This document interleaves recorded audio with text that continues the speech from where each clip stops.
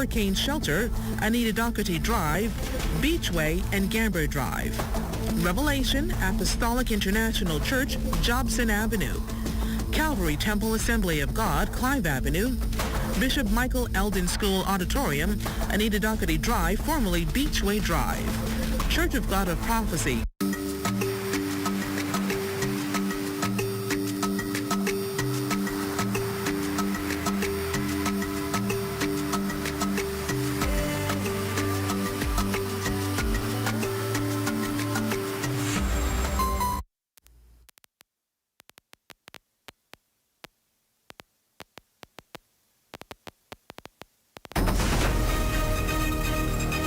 This is the Bahamas Tonight, the Northern Edition. Here's a look at tonight's top stories.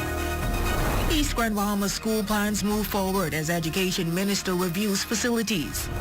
Also, Water and Sewage Corporation steps up disaster preparedness to protect essential services. And mother of 5 appeals for help after losing housing. The Bahamas Tonight Northern Edition starts now.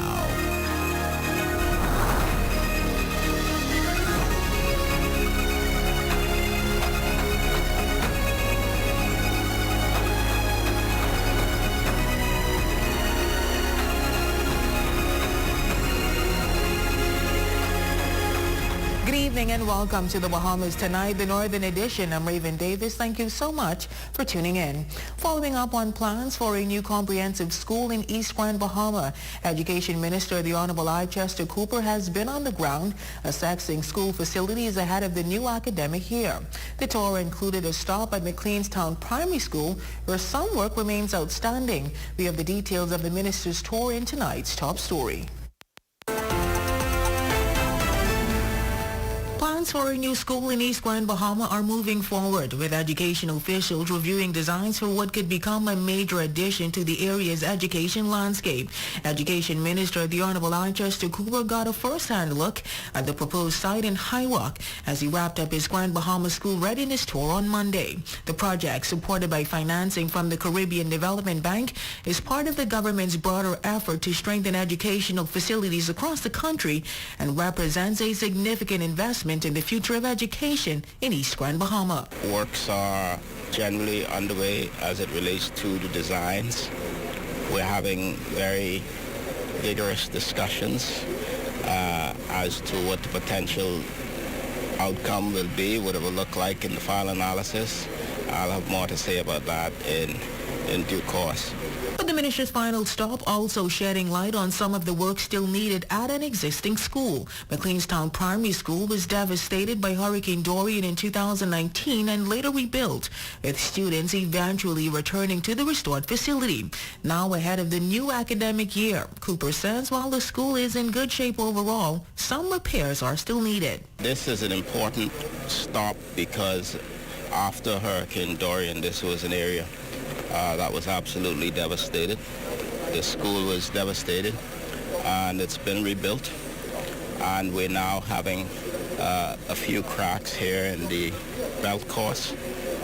That's just below the roof for persons who may not know what I'm talking about.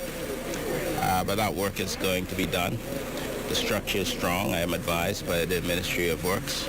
Cosmetically it looks bad, so we're going to fix it as soon as we have an opportunity. One of the other issues on the minister's radar, the need for a seawall to help protect the school, which sits along the waterfront. Cooper says he will follow up with the Ministry of Works on the status of that project. I've been advised briefly by the consultant from the Ministry of Works that work is going to be done at some point.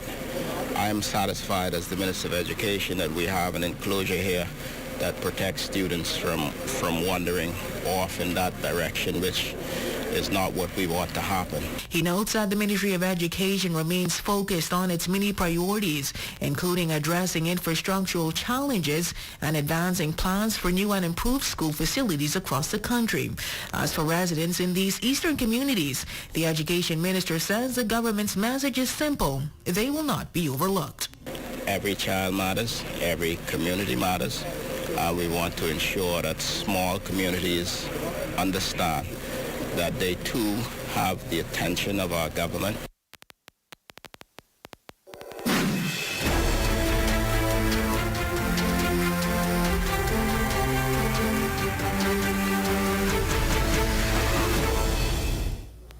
After days without electricity, relief tonight for residents of Grand Key as officials confirm power has finally been restored. Service returned earlier today following the installation of a rental generation unit. The week-long outage followed a series of equipment failures, including a generator damaged by fire and a second unit that also failed. Efforts to provide temporary generation also faced setbacks, with one unit unable to meet the island's demand and another developing a fault shortly after being connected. Now officials have apologized for the prolonged disruption and thanked residents for their patience.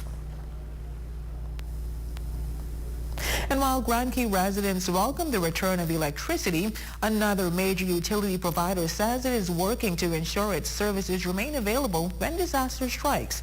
The Water and Sewerage Corporation says it is better prepared to keep essential services running in the event of a natural disaster. Appearing on ZNS is the rundown. The corporation's general manager and deputy general manager say lessons learned from past storms, including Hurricane Dorian, have driven major improvements to the corporation's infrastructure and disaster preparedness. Remiko Knowles has the details in this report. And so all of our new storage tanks now, they're rated for over 200 miles per hour, empty. The importance of modernizing the country's water supply system may not be fully appreciated until communities are forced to go days or even weeks without potable water.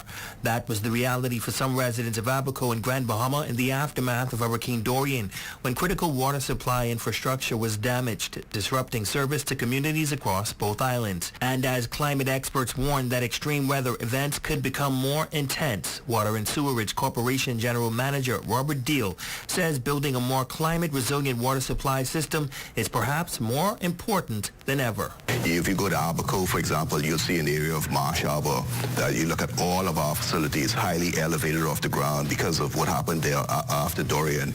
Same thing in Treasure Key and other parts of Abaco. Flooding following a major storm can bring another serious concern, water contamination, particularly when water supply systems are damaged or compromised. Deal says the corporation has been working to reduce that risk with recent improvements designed to strengthen the system and increase its ability to provide clean, potable water for days following a natural disaster. They also have 5 days of fuel capacity running continuously so that even after a major storm, they could run for a long time if it took several days to get fuel to them, ensuring that we have sufficiently elevated vehicle move around in these types of conditions and constant planning. But disaster preparedness is only part of the conversation. While some residents may still have concerns about drinking water directly from the tap, WSC officials are standing by the quality of the city's water supply. Deputy General Manager Cyprian Gibson says the water provided through the public system is safe for consumption. In one given month, we average about 4,000 different types of parameters that we examine the system. We review it hours. We have the disinfectant and we put it in the refrigerator for a couple days.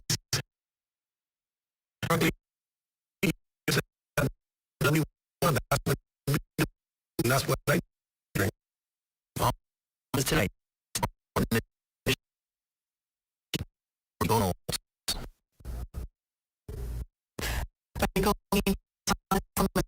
Essential services.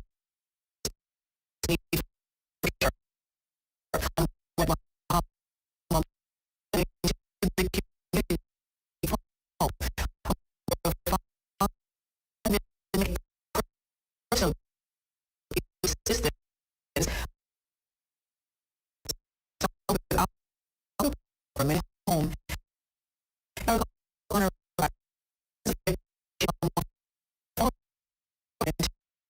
Followed by children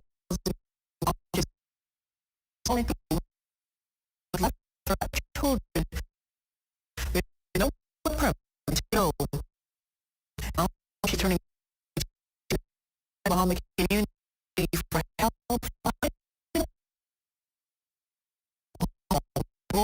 Has restored. Because someone with a number of children, quite understandable. I do have 5 children. It was a last-minute decision. Called home since February, but where they will go next, Honrad is to sleep at night, which is also cost-effective. ZNS News reached out to Honrad's landlord for her response to the matter. She declined to comment. Meantime, the mother of 5 is now staying in a hotel with her children and says 2 potential housing options have already fallen through. And while she has received help storing her belongings, that doesn't solve her most immediate problem, finding a safe and stable place for her family to call home. I would have put aside to try to move is what I'm trying to pinch from, just for me and my children to be able to lay down at night, to have a place to stay. So where do I go from here? If I go to the government system, the court system, or the police system, and there's only so much they can do given the circumstances. I go to the social service systems to say only so much you can do given the circumstances. Honrad says she has also reached out to social services and is currently going through the process of receiving assistance. But with her current living arrangement only temporary, Honrad says she is also turning to the community, hoping someone can help her secure suitable housing for her and her 5 children. Anybody can work with me and my children to say, well, hey, we'll accept the first month's rent and give me a time period to pay that second month. I know it's always first, last in security, but if there's any way anybody is willing to work with me and I'm willing to work with them, my word is my bond. I'm not out here again seeking for, just have pity on me. It's just, I have no other choice. Like, what do I do from here? If you can assist Erica Honrad with housing accommodations, she can be reached at 806-0669. For the Bahamas Tonight, the Northern Edition, I'm Shirley Earl. And staying with housing and property matters, we turn now to a question that continues to surface when it comes to beachfront property. Questions over beachfront property boundaries continue to be a concern for both property owners and residents. But where does private property begin and end, and what rights do owners have? Our Matthew Martin-Barrow spoke with a local realtor who explains what the law says. A simple question is typically asked. Are property owners fully aware of what property law says you can and cannot do? Speaking with tenured realtor with H.G. Christie, Catherine McCrae, she says realty agents like herself educate potential owners beforehand, specifically on the high water mark. From the high water mark 10 feet back, that's where the property line is. No one can restrict anyone from walking on the beach below that 10-foot mark past high tide. Above high tide. When it comes to protecting property, McCrae empathizes with beachfront property owners. However, she notes any obstruction, like rocks, past legal boundary lines, cannot prohibit public beach occupants.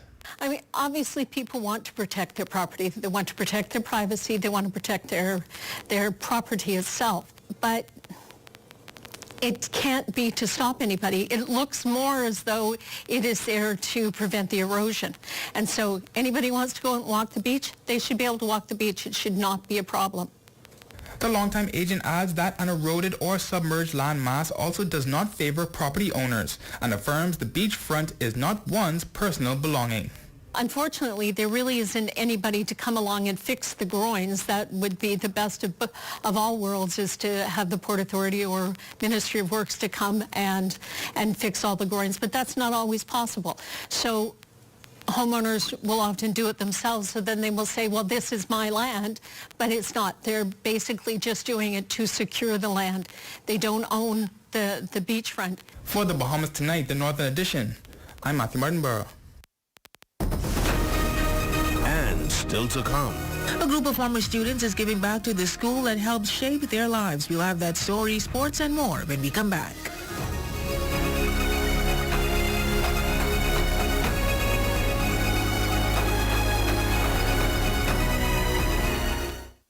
Imagine a world where every brand knows your name and every store awaits your arrival.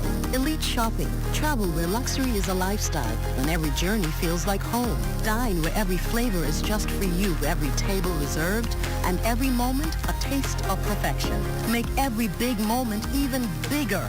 Experience banking where wealth isn't just managed, it's maximized. Step into a world without limits. Commonwealth Bank, leader in personal banking services. Come on down and see what Dolly Madison has in store for you. Renovate and rejuvenate at Dolly Madison. Save more drugs. We got you. From cosmetics to prosthetics, what you need for your family, the brands you're looking for, the quality you expect, the prices you need and deserve. Feel the love. Save more at Save More Drugs. Have the following supplies on hand at the start of the hurricane season. A minimum 3-day supply of water, which provides 1 gallon of water per person per day. Minimum 3-day supply of non-perishable food items. Flashlights and extra batteries. A battery-powered radio to receive broadcasts that will keep you informed of the storm. A first aid kit. A 7-day supply of any prescribed medication. Don't be caught off guard this hurricane season. Be prepared. This is where it happens. Those moments that impact our lives. Giving you the information that you need this hurricane season. Wherever there is news, we're there.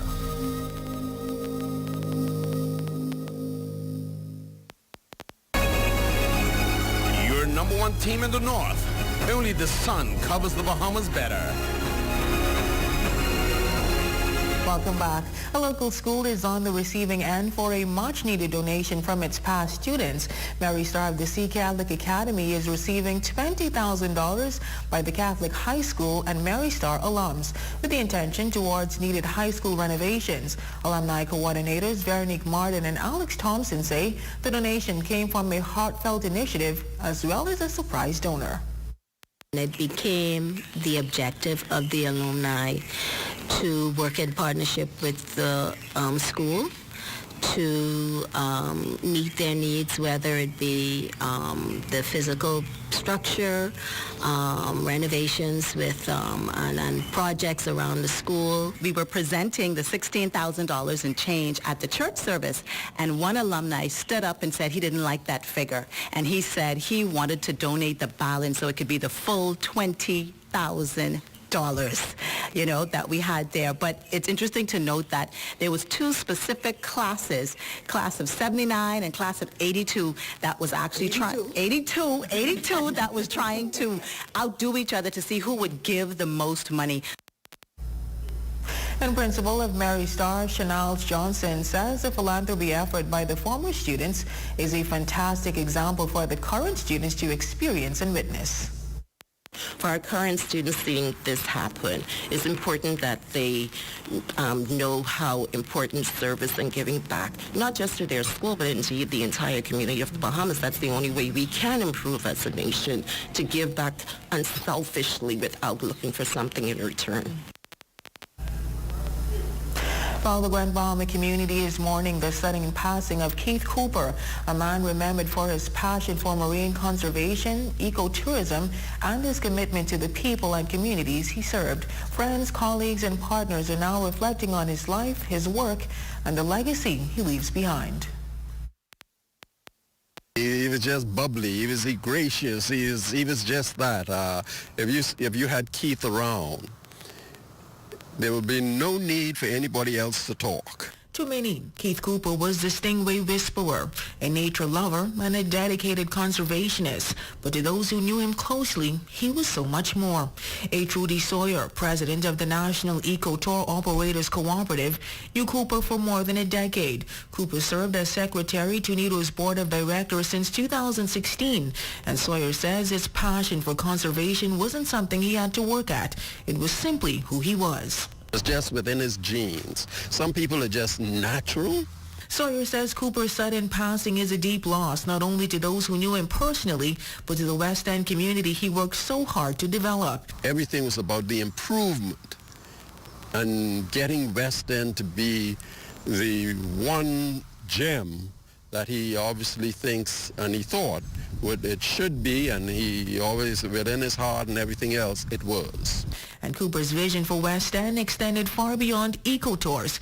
He also led the transformation of the former Coffees on the Bay into Conchell's restaurant and lounge, part of a broader vision he had for that community.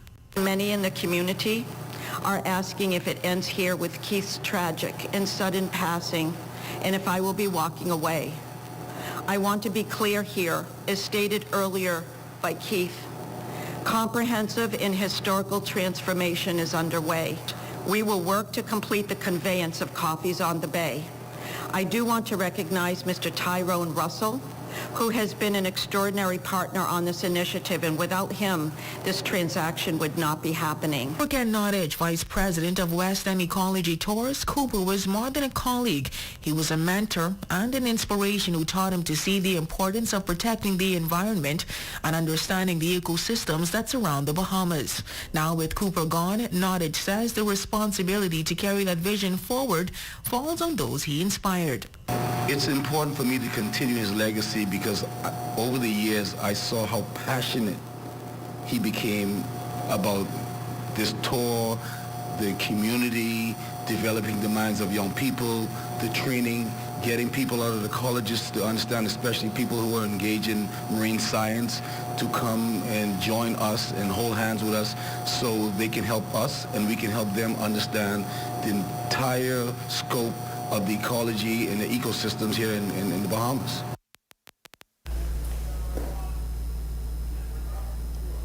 And we have had the pleasure of interviewing Mr. Cooper on several occasions. He was a friend of ours here at the Northern Service, and we extend our sincere condolences to his family and loved ones. We salute our Facebook friend of the day, Nixon Joseph. We thank you so much for your continued support.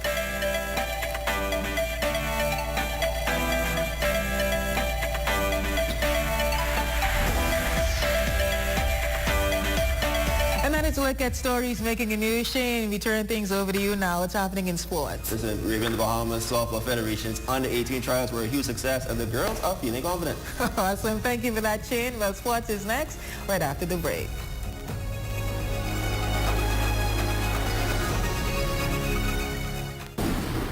Hey, what are you doing? I'm self-insuring my investments, starting with this tarp. We all remember the blue tarps after the storm. Let's make sure that we are covered with more than a tarp. Don't allow your investment to be at risk. Protect your investment with one of our insurance policies. Nobody does it better. It's your At Save More Drugs, we got you. We got what you want. We got what you need. We got what you came for. The quality you expect. The prices you need and deserve. Save more at Save More Drugs. See news in the making? Call us at 3529713 or 3595167, or you can email us at ZNS3news@gmail.com. K's Heart for Kids invites students in grades 5 through 12 to a free youth conference and back-to-school giveaway.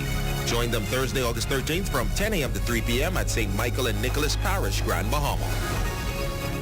Melinda Whitney, Teaching Diary. One of the most damaging words a child can hear from a parent isn't a curse word. It's this one, disappointed, especially when it's used as a label and not a lesson. When a child hears, "I'm disappointed in you," they don't hear correction. They hear, "I'm not enough. I failed you. I lost your love." Discipline should correct behavior, not attack identity. There's a difference between saying, "That choice was disappointing," and saying, "You disappoint me." One teaches responsibility, the other teaches shame.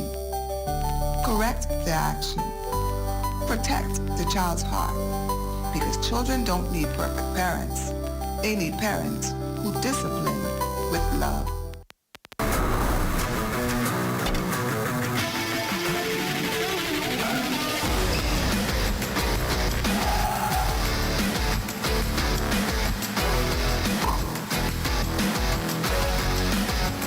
Welcome to the ZNS Total Sports Cave, everyone. I'm Shane Stubbs. The first session of tryouts for the Bahamas Softball Federation's under-18 women's team was successful, according to Director Desmond Dean. And although it was a small sample size, he says the ladies showed great resolve during the drills. Today's sessions focused really on hitting, throwing, the accuracy, not just arm strength, but accuracy, fielding in the infield, the outfield, and bunting. Bunting is very critical in the game of fast-pitch softball. I'm going to get back with the coaches in Nassau. We'll coordinate something there, because what we want to do is what's happening in New Providence will happen at the same time in Grand Bahama, and we are working on getting to the family islands as well.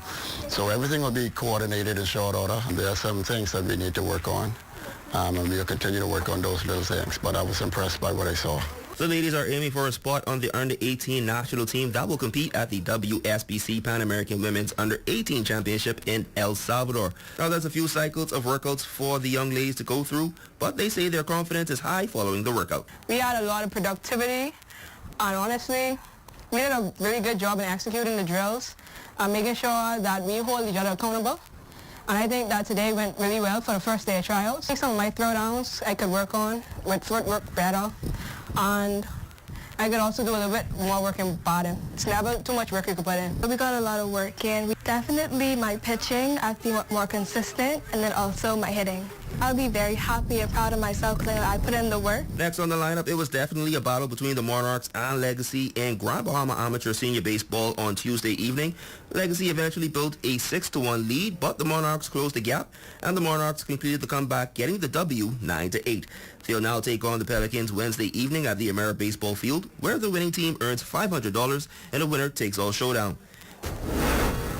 And finally, Corporate League playoffs tip off on Wednesday evening at the St. George's Gymnasium. Freeport Container Port will take on Grand Bahama Shipyard, and the Celebration Key Cruisers go head-to-head with Grand Bahama Power. It's do or die for each team as the winners advance to Friday's championship contest. And don't forget, the Buddy Hill Back to School giveaway takes place tomorrow starting at 3 p.m. down at the Fritz Wolf Community Park. But that's my time. Your local forecast is next. I'm Shane Stubbs. Keep striving and keep driving. Tonight's weather forecast is brought to you by Royal Star Assurance. Cause it's so beautiful.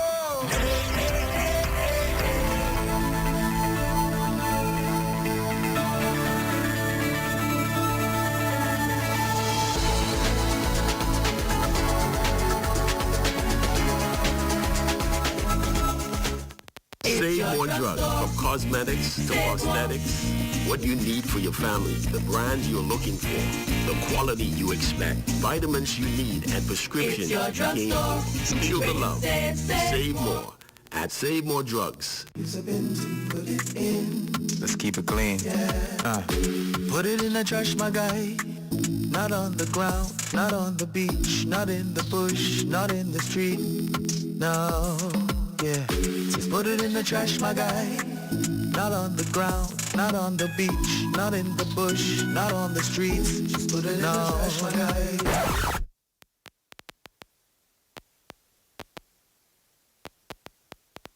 Bombastic side-eye. Criminal offensive side-eye. Put it in the trash. Put it in the trash. That's it, that's it. Put it in the trash. Just put it in the trash. That's it, that's it. Just put it in the trash, my guy. Not on the ground, not on the beach, not in the bush, not in the street. Just put it in the trash, my guy. Yeah. Just put it in the trash, my guy. Yeah. We just gotta keep Grand Bahama clean.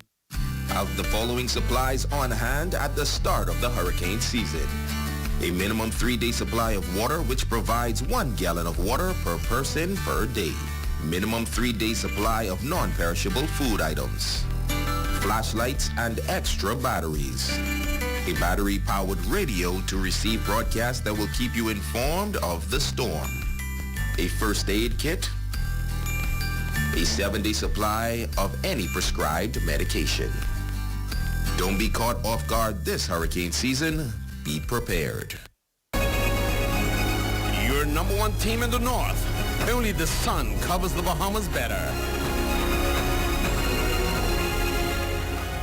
Good night, that is going to do it for us here in the North. I'm Raven Davis. And I'm Shane Stubbs. Thank you so much for tuning in. Here's a live look at the Bahamas tonight. They're coming your way next.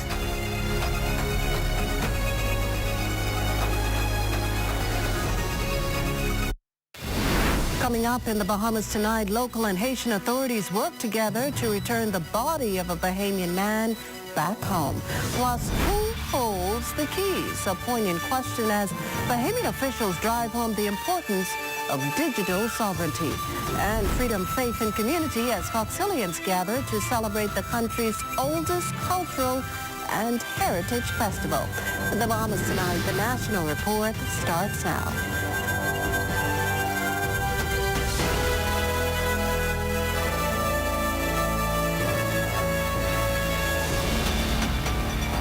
Good evening, everyone, and welcome to the broadcast. The Foreign Affairs Minister confirming tonight that a Bahamian man died in Haitian waters on August 9th. While the minister says he cannot speculate on the events surrounding his death, he did say this.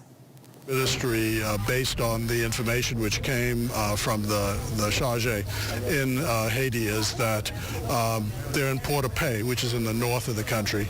There was a boating outing, and the next thing they knew, there was a report of a drowning, and these bodies showed up. One of them, it appears, was a Bahamian citizen. The victim identified by family members as Andre Dean Jr., Minister Mitchell says the ministry is assisting the family in seeing how the body can be returned back home. The last one of these we had to do turned out to be a very complicated procedure. But generally speaking, these are family matters which are handled funeral director to funeral director. And that's how we hope this goes. But any assistance that we can render from the foreign ministry point of view, we will. And speaking of Haiti, that island nation could be moving closer to a political turning point as it prepares for its first national election in 10 years. But after years of instability, the big question is whether Haiti can create the security needed for voters and candidates to participate. Foreign Affairs Minister, the Honorable Fred Mitchell, says there's reason for cautious optimism. Foreign Affairs Minister, the Honorable Fred Mitchell, says the Bahamas government remains aspirational as Haiti moves towards its first national election in a decade. Getting to this point has been a long CARICOM priority, even as Haiti continues to grapple with gang violence that has overwhelmed the island, displacing its communities. The security situation is not exactly what you'd like, but I think it's improved significantly.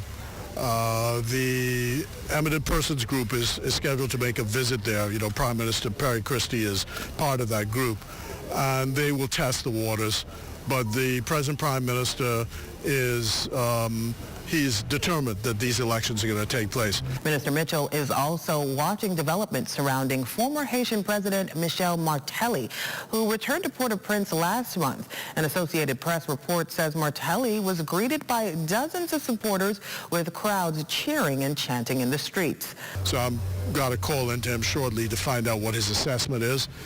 So let's hope it all works together, because God knows the country needs a break, really. The push for stability in Haiti is not new, but now it's been given a timeline. December 13th has been set for the first round of presidential and legislative elections. Local elections are slated for February 21st, 2027. According to international reports, candidate registration is set to run from August 20th through October 2nd. And the final certification of results, followed by the installation of elected officials, March 7th through 12th, 2027. Back in 2023, Prime Minister the Honorable Philip Davis engaged international leaders calling for greater support and resources to help stabilize Haiti and create the conditions for fair and free elections. At the time, he stressed that candidates must be able to reach voters, present their programs, initiatives, philosophy, and vision for the country without intimidation or fear. For the Bahamas Tonight, I'm Leah Cooper. Thanks, Leader. From Haiti, we turn our attention to the Dominican Republic, where the rapid growth of emerging technologies continues to dominate the national conversation as artificial intelligence, cloud computing, and digital platforms become increasingly embedded into everyday life. All this carved into the Economic Affairs Minister's inaugural address to the region earlier today. Altavis Munnings tells us more. The Caribbean may be racing toward a digital future, but who holds the keys to it? That's the question Economic Affairs Minister Senator the Honorable Jerome Fitzgerald posed to regional telecommunications leaders at the 41st Annual Canto Conference in the Dominican Republic on Wednesday, advising that greater connectivity doesn't necessarily mean greater control. Minister Fitzgerald cautioned that Caribbean countries risk becoming increasingly dependent on foreign-owned digital platforms, cloud services, artificial intelligence, and infrastructure, while the region supplies the data, consumers, and even resources that help generate their value.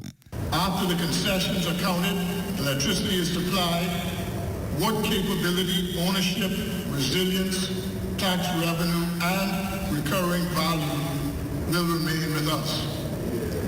Should we give land, provide power, supply the water, build the road, grant the concessions, and then pay rent to use services generated by our own resources while the knowledge and profit leave our shores?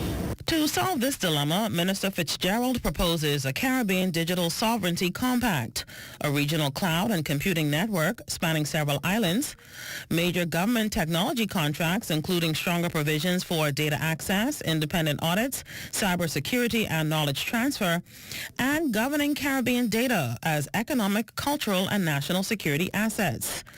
The Economic Affairs Minister believes the stakes will become even higher with artificial intelligence. His recommendations: developing Caribbean data sets, research institutions, and ultimately a Caribbean-owned AI laboratory. You are our first line of defense. Pool the threat intelligence, share the monitoring and response, set common standards for critical infrastructure, and put artificial to work on defense under our control at machine speed.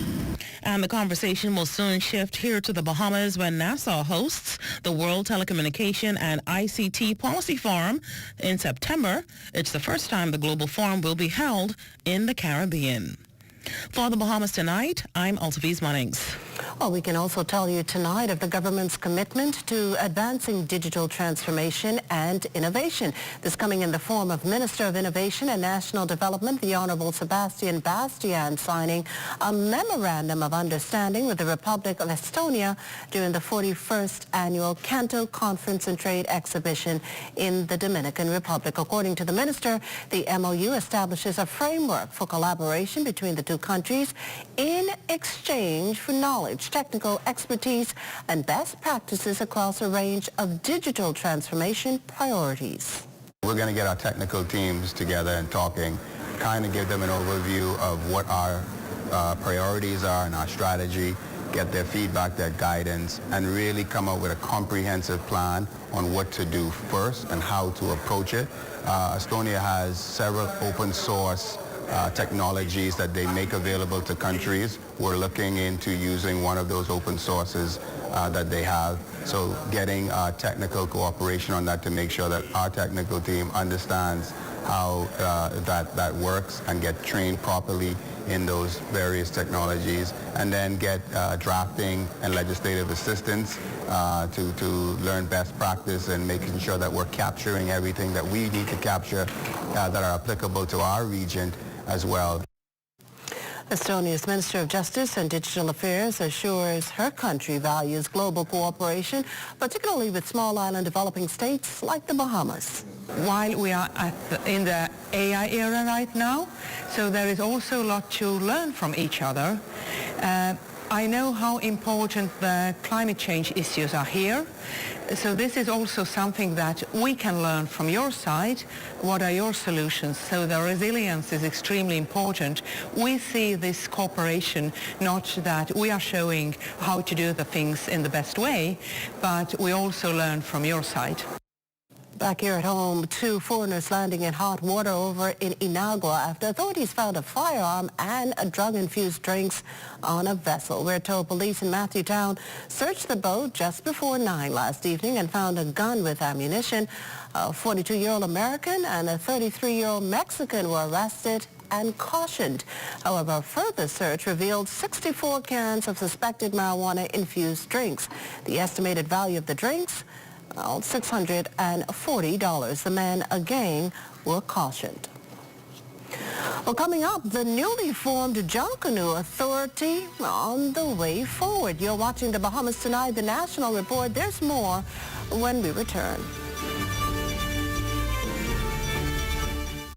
Imagine a world where every brand knows your name and every store awaits your arrival.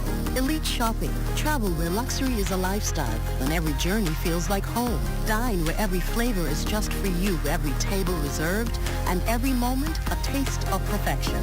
Make every big moment even bigger. Experience banking where wealth isn't just managed, it's maximized. Step into a world without limits. Commonwealth Bank, leader in personal banking services.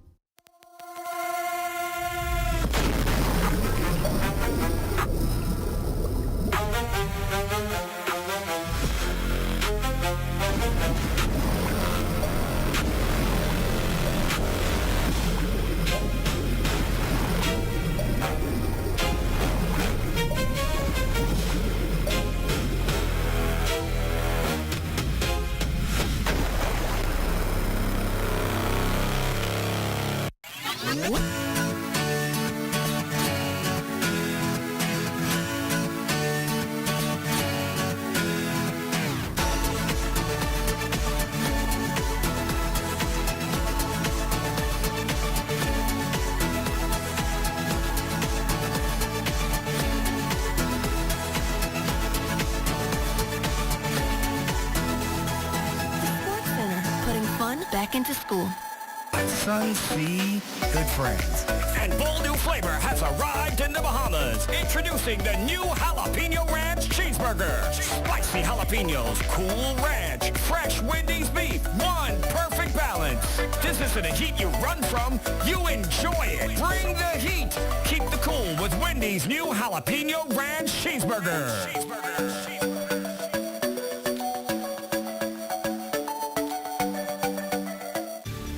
This portion of the news is brought to you by Adidas Mall at Marathon.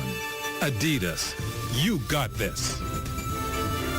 Oh, you're looking at a shot there of a tourist gliding through the beautiful waters of Junkanoo Beach on a water tricycle. That shot courtesy of our good friend, Kyson Miller.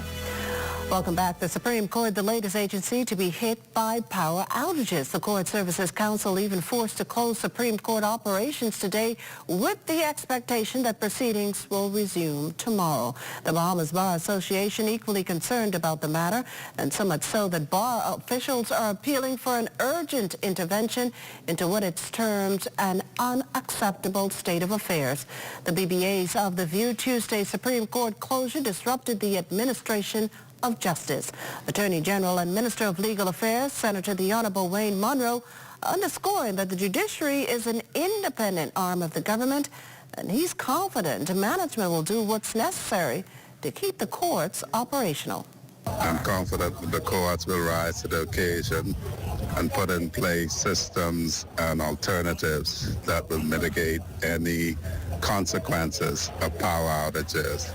I understand that there was an issue with their generators. I have no doubt, like any private institution or other public institution, the courts will learn from any instance that adversely affected their generation, their backup generators. From water, we turn our attention now, from power rather, we turn our attention now to water. And we can tell you that as the Atlantic hurricane season hits its most intensive and active portion, the Water and Sewage Corporation is driving home the message that protecting the country's water supply is not simply a matter of preparation, but survival. And this considering that with every storm comes the threat of crippled infrastructure, contaminated water sources, and tremendous pressure on already vulnerable resources. Appearing as guest on the ZNS Nightly Talk Show, The Rundown, last evening, Water and Sewage Corporation's General Manager Robert Deal and his deputy Cyprian Gibson acknowledged how years of experience and painful lessons forced the WSC to strengthen its defenses and restructure more resilient frameworks. All of the infrastructure we're building now is resilient. If you go to Abaco, for example, you'll see in the area of Marsh Harbor that you look at all of our facilities highly elevated off the ground because of what happened there after Dorian. Same thing in Treasure Key and other parts of Abaco. So dealing with elevated areas, or our storage tanks, ensuring that they all... You lost everything in Abaco? We lost a lot. And so all of our new storage tanks now, they're rated for over 200 miles per hour, empty, ensuring that our standby generators are elevated, but they also have 5 days of fuel capacity running continuously so that even after a major storm, they could run for a long time if it took several days to get fuel to them. And a few lessons were far worse than others, like 2019's Cat 5 Hurricane Dorian. Nearly 7 years later, there are safeguards to ensure no island is left scrambling for a necessity in the aftermath of a storm. Every day we have to produce the World Health Organization standards. And so you can rest assured, you gave us that good plug about Nassau water, and we have to duplicate that too throughout the Family Islands. But we do more than 4,000 tests on our systems throughout New Providence and throughout the islands on a regular basis to conform. A lot of 4,000 tests for granted. Monthly, daily, weekly, yearly? Instantaneously, daily, weekly, so you and randomly the system as needed. Well, it seems there's some clarity in terms of the direction Junkanoo is headed. In this next report, Amaya Moss tells us the way forward and what it could mean for the country's most celebrated cultural tradition. Governing Junkanoo's future is once again in focus months after the proposed overhaul sparked one of the most contentious periods between the government and the Junkanoo community. The National Junkanoo Authority of the Bahamas bill was introduced in 2025, proposing a statutory body designed to oversee the management, funding, and development of the generational norm nationwide. But the proposal quickly drew a line in the sand as tensions flared between the former Culture Minister, the Honorable Mario Bolag, and the Junkanoo Corporation of New Providence as the JCNP pushed back against the draft reboot. At the height of the dispute, the JCNP suspended all Junkanoo-related activities, arguing that the prospective legislation threatened the level of self-government Junkanoo groups long held. Now, the new Culture Minister, the Honorable Leslie Bryce, is in charge of the matter. She updated our news team on Monday on the recent meeting she held with the Junkanoo community and whether common ground has been paved. The meeting was productive. It was fruitful. All of the Junkanoo organizations were present. They gave their input. We had a meaningful and lengthy discussion, and they were definitely engaged. They were also thankful that the ministry gathered everyone together so that we could hear feedback from them so that we know how to, when I go to cabinet, that I can sit and act and speak on their behalf. So it was very important for us to do that. Minister Bryce revealed where the National Junkanoo Authority bill now stands. The Junkanoo Authority, that is established, that's already a law, and their letters should be going out this week. We've already made contact with each of the persons that were placed on to be a part of the authority, and so our meetings will commence next week. And so we're ready to rock and roll. The country will continue to watch relations between the government and Junkanoo evolve positively. For the Bahamas Tonight, I'm Amaya Moss. Well, also making news, a standoff yesterday at the country's main gateway after livery drivers blocked taxi drivers' access to the Lyndon Pinling International Airport. As Livery Drivers Union President Tori Austin tells it, several taxi drivers occupied spots designated for his members. The move appears to be part of a long-standing dispute between livery drivers and the Bahamas Taxi Cab Union. The latter last month staged a protest charging that livery drivers receive preferential treatment and are taking money from their pockets. You're still in some conversations with the Ministry of Tourism, the Ministry of Transportation, the LAD officials, and hopefully soon with the taxi cab unit to come to some resolution of the issues here at the LPIA. We are still in negotiations, still in talks of how we want to continue to do business here at the airport. And so I think it was a premature attempt by the taxi cabs to park in our positions. Yes, the bully is out of the way. Unfortunately, we went the right way about doing it. We maintain our professionalism and our grounds of being here at the airport and doing work. And that was able to be accomplished very quickly this morning. ZNS News attempted to speak with Bahamas Taxi Cab Union President Tyrone Butler, who was on the scene but declined to comment. Well, while the COVID-19 pandemic threw quite a monkey wrench in local vaccination numbers, Acting Director in the Department of Public Health, Dr. Philip Swan, says they're seeing encouraging signs. MMR vaccine coverage has recently improved. The current Big Catch Up campaign provides an intentional mechanism undertaken by the ministry for improving uptake and, importantly, reaching children who may have missed the vaccinations during the recommended schedule. The objective of this campaign is not simply to increase the number of vaccinations given, but to ensure that children are fully vaccinated at the appropriate ages. The message to parents and guardians is straightforward. Check your child's immunization record and make sure that all recommended vaccines are up to date. But while Dr. Swan is optimistic about the way things are headed, he acknowledges efforts must be made to further strengthen vaccination surveillance and rapid outbreak response. Going forward, we need to continue strengthening how we use data to improve the impact of the EPI program. In addition, there's a need to enhance EPI's human resource capacity at all levels, maintain strong fever and rash surveillance, and also reinforce vigilance among healthcare professionals to ensure that suspected cases can be identified, isolated, and investigated and responded to rapidly. We're also working to strengthen public communication. Our messages have to resonate with Bahamian families and explain why vaccinations matters now, not simply to tell people to get vaccinated. With vaccines or measles cases increasing across countries to which Bahamians regularly travel, this is the time to check vaccination records and close any immunity gaps, especially among children, rather than waiting until a case is detected locally. This portion of the news is brought to you by Folk Call Smart Pass, the smart way to pay at the pump. Duo pizza from Little Caesars. Nobody has to chew. One half loaded with Parmesan, pepperoni, and Italian sausage. The other half topped with veggie seasoning, ham, and green peppers. Now that's a winning hand. The Duo Pizza. Double the flavor for only $13 VAT inclusive. Only at Little Caesars Bahamas. Now available at all 5 of our locations. Little Caesars Oaksfield, Carmichael Road, East Street Pineapple Plaza, Charles Saunders Highway, and 1 East Plaza. It's not madness, it's Little Caesars. Pizza. This hurricane season, don't wait until a storm is on the way.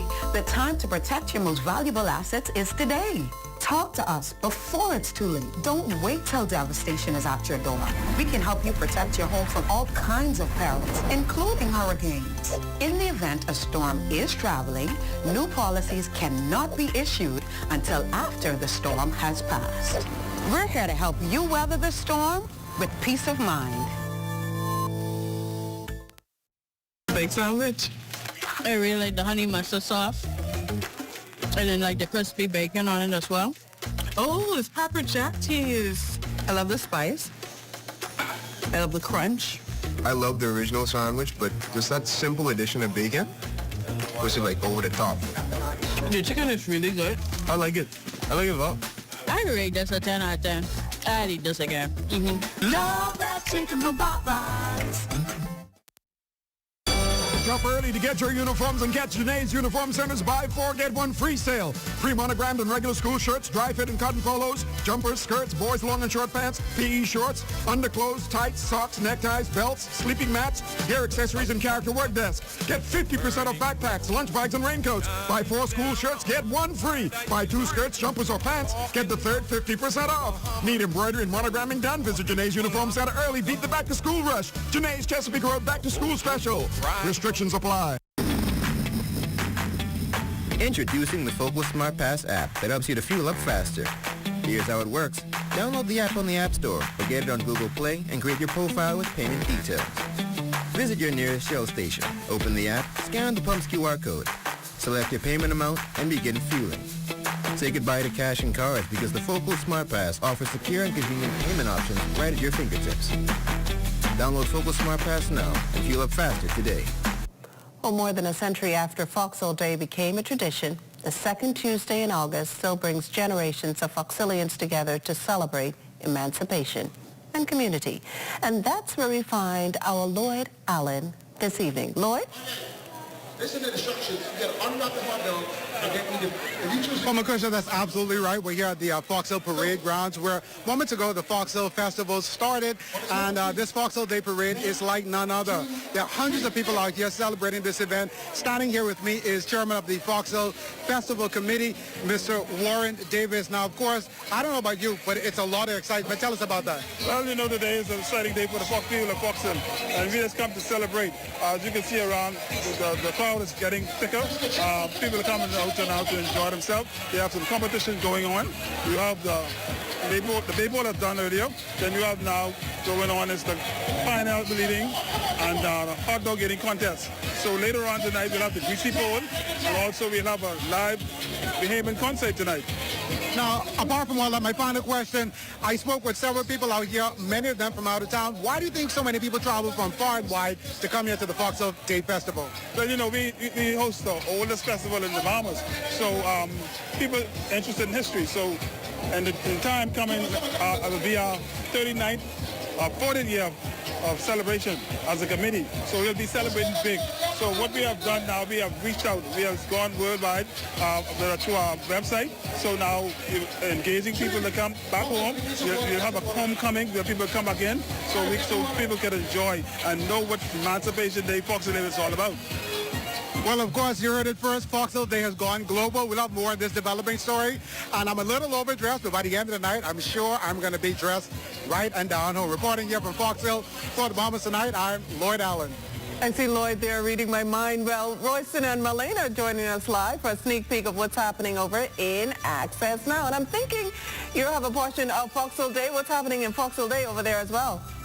Over here? You know, if I were to get into celebrations of Fox Hill Day, I'd have to climb the pole. I feel I'd be good at that. Yeah? I'd get up there. Have you tried that before? Never. Because I feel like everyone, I'm not surprised to hear he's never done it. I feel like everyone always thinks, oh, it can't be that hard. We can make it so far. Have you ever seen a video of people trying? Yes. Yes. Well, I wouldn't put on lotion that now day. I feel like we get some real. Oh, it's you that's slippery, not the pole. Correct. Okay, all right. I think we have to make this happen now. That's my opinion. I'm welcome to it. Anyone who wants that challenge, I accept the challenge. But coming up, of course, in Access Now, we've got the SBDC. They're in the house with a new initiative to help Family Island entrepreneurs. Yes, and we've also got some updates on those ATMs in Exuma. I know we've been having some troubles over there. We're going to have some updates on that coming up, too. Well, stay with us, the Bahamas Tonight. The National Report continues after this. I set myself up. This hurricane season, don't wait until a storm is on the way. The time to protect your most valuable assets is today. Talk to us before it's too late. Don't wait till devastation is at your door. We can help you protect your home from all kinds of perils, including hurricanes. In the event a storm is traveling, new policies cannot be issued until after the storm has passed. We're here to help you weather the storm with peace of mind. And that does it for the National Report, but stay close. The Bahamas Tonight continues with Access Now.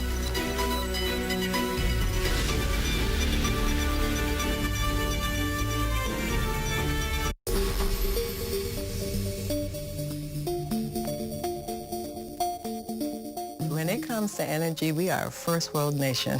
We are absolutely a first world nation. There's no doubt about it. We are very energy intensive. The Bahamas remains one of the most electrified countries in the region, serving communities across 17 islands through 29 power stations. This highlights both the scale of the Bahamas Power Light Company Limited's network and the unique challenges of powering an archipelago. Even our rural communities are electrified.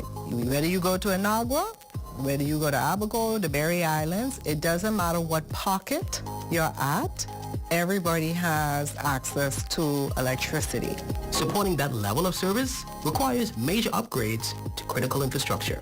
So the Bahamas Power and Light, BPL, would have partnered with Bahamas Grid Company a few years ago to transform the T&D infrastructure on the island of New Providence. So along with the generation that's being supported through the IPPs or independent power producers, they will install renewable energy plants, battery energy storage systems, along with systems that can run on liquid or natural gas that again reduce the cost of electricity. All that is happening at the same time, and within a few years, we hopefully, once everything is commissioned and online, we'll see more reliable power and cheaper power as delivered to the customers. While infrastructure upgrades are helping to strengthen the grid, technology is playing an important role in improving communication and visibility. With GIS, we now have a platform that we can highlight areas that are on, off, areas that are being affected, and understand exactly what those issues are before a crew even goes on the ground. It gives the customer an insight to know, hey, we know that there's an issue in your area. We are working to restore your power. The investments being made today are all a part of the new energy era, moving us towards a more reliable, sustainable, and affordable energy future for consumers all across the Bahamas.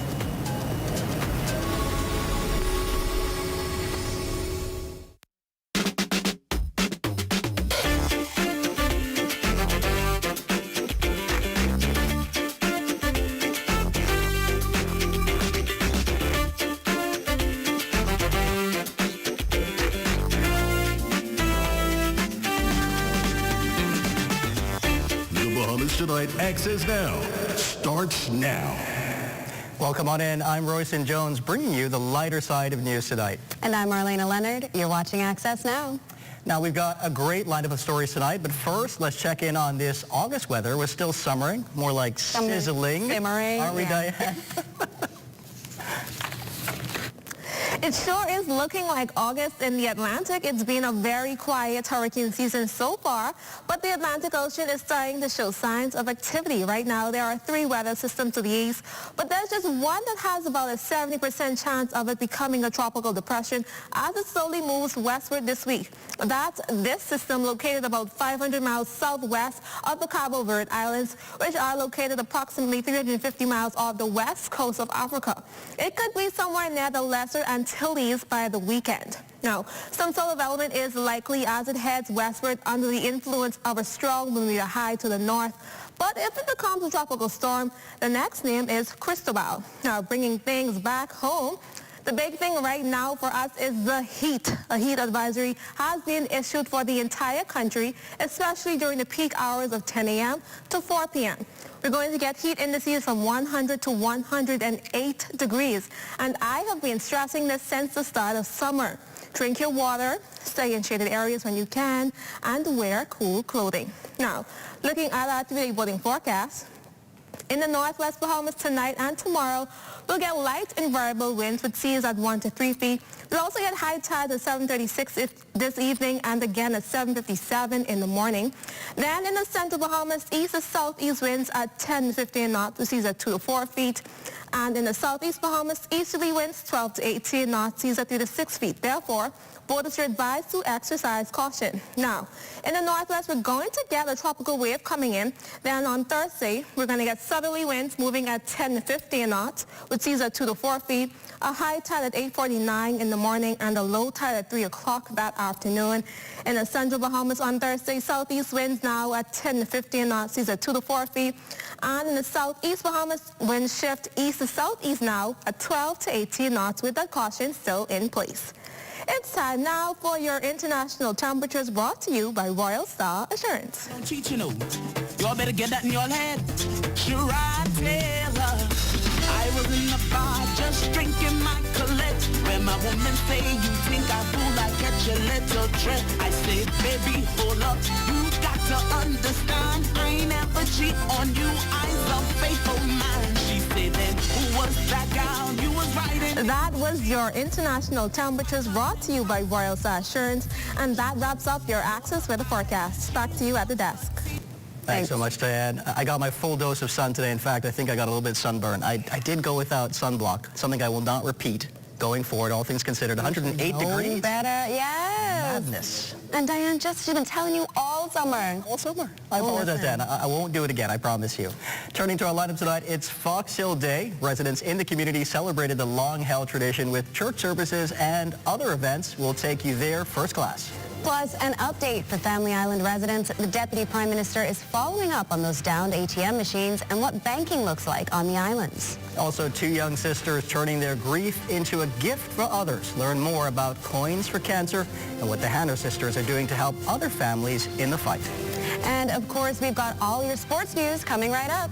But first, our friends from the Small Business Development Center are back in studio to chat about a new initiative for business owners in the Family Islands. That's right. You're watching the Bahamas Tonight. Access now. Stay with us.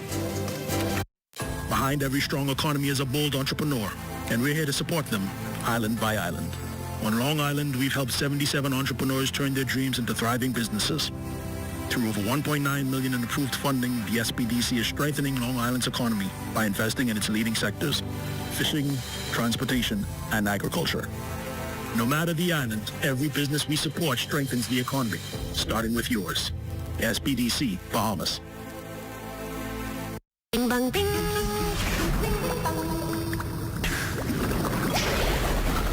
Bing bang bing. Bing bing bang. Bang bang bang. Bing bang bing. Bing bang bing. Bing bing bang. Bang bang bang. Bing bang bing. Bing bang bing. Bing bang. Bing bang bing. Bing bing bang. Come and visit us at Shop Smart, 'cause everything is here. Yes, we have it all for you. Toys, clothing, office supplies, appliances, custom cut blinds, bedding, drapes, and rugs. Come and visit us on Mackey Street, 2 blocks down from Wolf Road. Call us at 698-1052. Shop Smart, Shop Smart, oh, everything is here.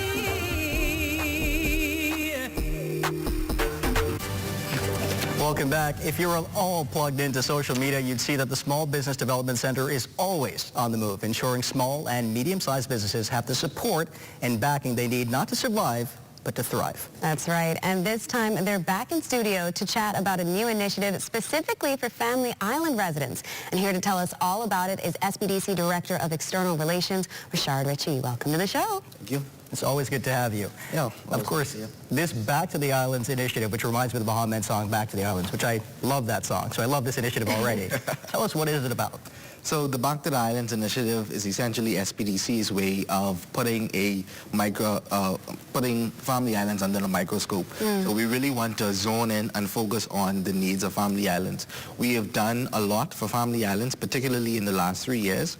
In fact, our data shows that funding has actually been 50% towards Family Islands and New Providence. So we've actually increased that over the years. But we still see where there are some gaps, particularly in our southern islands. And so we wanted to create this initiative solely for Family Islands. That's incredible. What started this? What was the catalyst for this idea? And I have to ask you, what unique challenges in the Family Islands specifically does this address? Yeah, so some of them. Yeah, well, so what really sparked this was, again, hearing the cries of small businesses in the Family Islands, essentially saying that, hey, I think that this New Providence focus or this Nassau-centric focus, even though we've done a lot to ensure that at least 50% of funding is Family Island focus, but now what we're doing is we have taken the time to craft a program to address the issues of being remote. So remoteness is one of the significant challenges, because even when we post opportunities, and we always say that they are for all islands and for Bahamians across the entire Bahamas, I think what we're doing now is going to really show that, hey, this is for you. So in particular, with our first cohort that we're actually launching on Thursday on the island of Bimini. So we're going to Bimini to launch this. Let persons know that, hey, this is for your particular island. And so in the first cohort, we'll have all of our southern islands, Mayaguana, Acklins, Rumkey. We'll have San Salvador on that cohort, Bimini and the Berry Islands, so some of our smaller islands. And so we're going to be taking the program to them and letting them know that this is specifically for you. So there's no competition with New Providence or Nassau. It's all for Family Islands. Excellent. Now, you mentioned that first cohort. I believe this is going to be rolled out in 3 cohorts, right? Can you tell us a little bit about that and how that's going to work? Yeah, so again, we wanted to put Family Islands under the microscope. So we're giving Family Islands the attention that they rightly deserve. So in our first cohort, we're going to have Mayaguana, Acklins, Crooked Island, Long Key, Inagua, Bimini and the Berry Islands, San Salvador, and Ragged Island, of course, as well. What we'll do after that is roll out cohort number 2, which will include Cat Island, Long Island, Andros, and Eleuthera, and then cohort 3, which will include Grand Bahama, Abaco, as well as Exuma. And so we did it that way, focusing on those smaller islands that haven't, gotten that direct or hands-on support, and then coming from the south up to the north. Of course, Grand Bahama, Exuma, and Abaco, which has always, been second after New Providence in getting support. And so we'll address them in the third cohort. Awesome. So what can the cohort participants expect for when it comes to training, mentorship, and of course funding opportunities? Everybody always wants to know about the funding opportunities. Yeah, the funding is always the catch, right? But before we get to the funding, we always take you through a very robust training exercise. Right. For this particular one, we did it where it's more personal, and so we'll have classes on some of the family islands, and some classes will also be virtual, so that it's flexible, but it's not going to be our standard recorded training. The thing about the training that we have is talking about, digital readiness, getting your business online. We're looking at, again, that remoteness issue. So how do you market and brand your business? Exactly. And so we have curated the training content for this particular program to address those specific issues. And so once you complete the program, then of course you have the opportunity to access the funding. Along there, though, we also have mentorship opportunities, right? Which is priceless in and of itself. Yeah, that's full scope and evaluated in of itself. Of course. Now, so persons who don't really have their business fully fleshed out, the mentors are there to assist. Absolutely. We have The Road to 100 Million is going to be premiering here, the TV series on ZNS TV, of course. That is an incredible series that we're expecting very soon. What can you tell us about it, and what can viewers expect from it? Well, you would recall, I think it was on this show that I announced that we would achieve over $100 million in funding, in access to funding. I always have to say access to funding because we don't provide it directly, right? Right. And so what we have done is over the years, over 7 going on 8 years this year, all of the persons that we would have funded, we went back in time to do a series that looked at their success, where they have come from, how far they've thrived as a result of the success that SPDC has done. So we have produced a mini TV series that will be premiered here on ZNS. It's very exciting.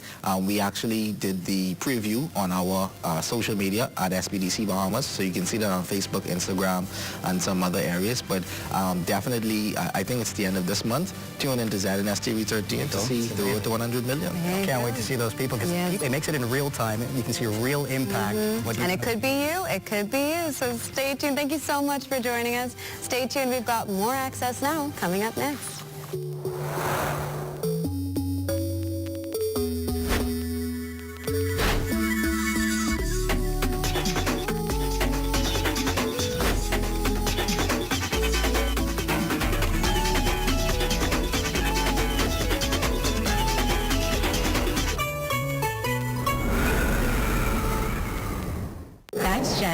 Was created because we really wanted to have an official mentorship program for our associates. So we wanted where when they do have the opportunities to step into a leadership role, that they are not only confident, but that they are prepared. So what this program is, it's going to be a formal mentorship program that is going to expand over the course of 6 months. So it's 12 sessions. They're going to be expected to participate in leadership seminars, have LinkedIn learning pathways that they're going to be expected to complete. They're going to be exposed to cross-departmental rotations where they can get a broader understanding of how B2C operates. I think the implementation of the Next Gen leadership program is absolutely awesome. This is something I think that was lacking in the business, and this is a great opportunity to show that B2C is investing in the next set of managers as well as leaders within the company. It gives me an opportunity to really learn exactly what it is to be a leader in that role, and it's like just give me jitters. So I look forward to it, to grow in it, and to achieve a lot of goals with it.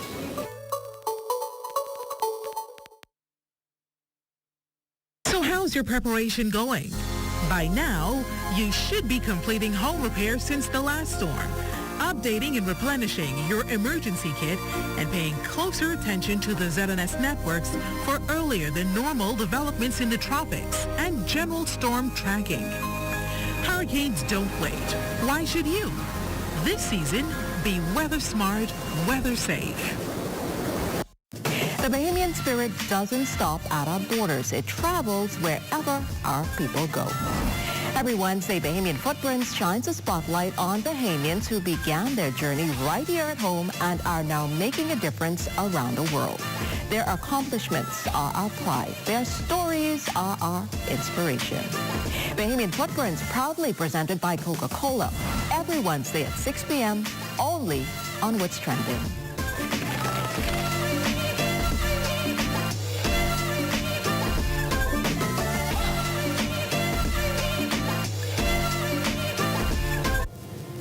Welcome back to Access Now. Now, there are some sounds that are just deeply steeped in Caribbean culture, and they can take you and transport you anywhere before you even realize it. Like hearing rake and scrape or steel pan when you enter Bahamas Immigration and LPIA.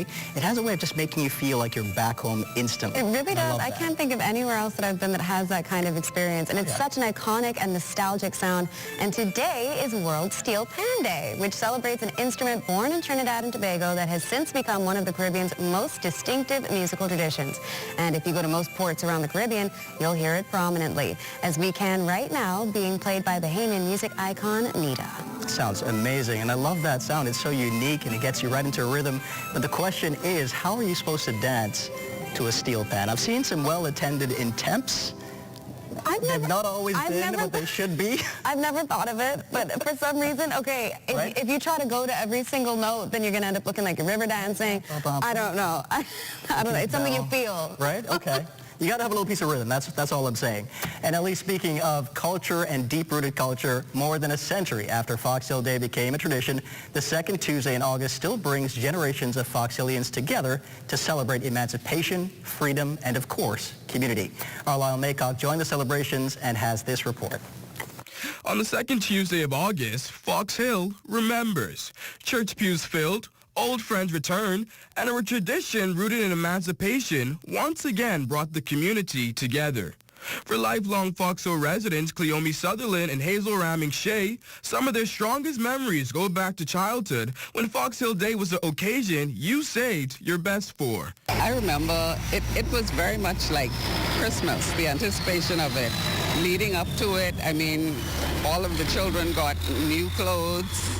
Mostly then, we went to a dressmaker and had it made. We didn't have new clothes for Christmas, but we sure had new clothes for Fox Hill Day. Generations later, those traditions still share the day with the history that started them. Fox Hill MP, the Honorable Fred Mitchell, joined the traditional church visits and used the occasion to point to what could be the community's next chapter, saying more housing could be on the way. And the Minister of Housing is here, and he told me he's got his eyes on 13 acres of land down the road to build a new subdivision for the people of Fox Hill. Politics was present Tuesday, but party lines didn't define the morning. Deputy Prime Minister, the Honorable Chester Cooper, led the government delegation, while Dr. Nicholas Fox, former F&M candidate for Fox Hill, joined the observance. Today we welcome PLPs and F&Ms as a part of our choir this morning, because this isn't PLP history or F&M history. This is Bahamian history. Hallelujah. Our gathering today is not only about the past. It is about the triumph of the human spirit. For those who have celebrated Fox Hill Day for decades, keeping the tradition alive also means making sure the next generation knows why they're celebrating. 10-year-old Alvea Ramming is already learning it. I have learned that our ancestors was freed, and so they celebrate Fox Hill Day to be thankful for the children and the culture. And as organizers here at the Fox Hill Parade Grounds continue to prepare for this evening's celebrations, the community continues to celebrate Fox Hill Day, a story rooted in emancipation, faith, and freedom, telling that story for generations to come. Reporting for the Bombers tonight, I'm Lyle Maycock. Thanks so much, Lyle. Well, Acting Prime Minister and Exuma and Ragged Island MP, the Honorable Chester Cooper, says he's in active discussions with Scotiabank executives to address persistent ATM service problems in Exuma. Cooper says he's pushing for better and more reliable banking access for residents as locals continue to deal with limited ATM options on the island. Have been in touch, an active conversation with the CEO, Mr. Archer of Scotiabank, who has undertaken to find a solution, not just to this particular ATM, but the ATM network on Exuma that's led by Scotia. Scotia pulled its physical presence several years ago. They continue to maintain several ATMs on the island, and the service has not been up to the standard that Exuma deserves. The area MP adds that he's been reliably advised that the issue will receive attention. We continue to make progress on banking in Exuma. We had Fidelity Bank. We encouraged to enter the market in Exuma.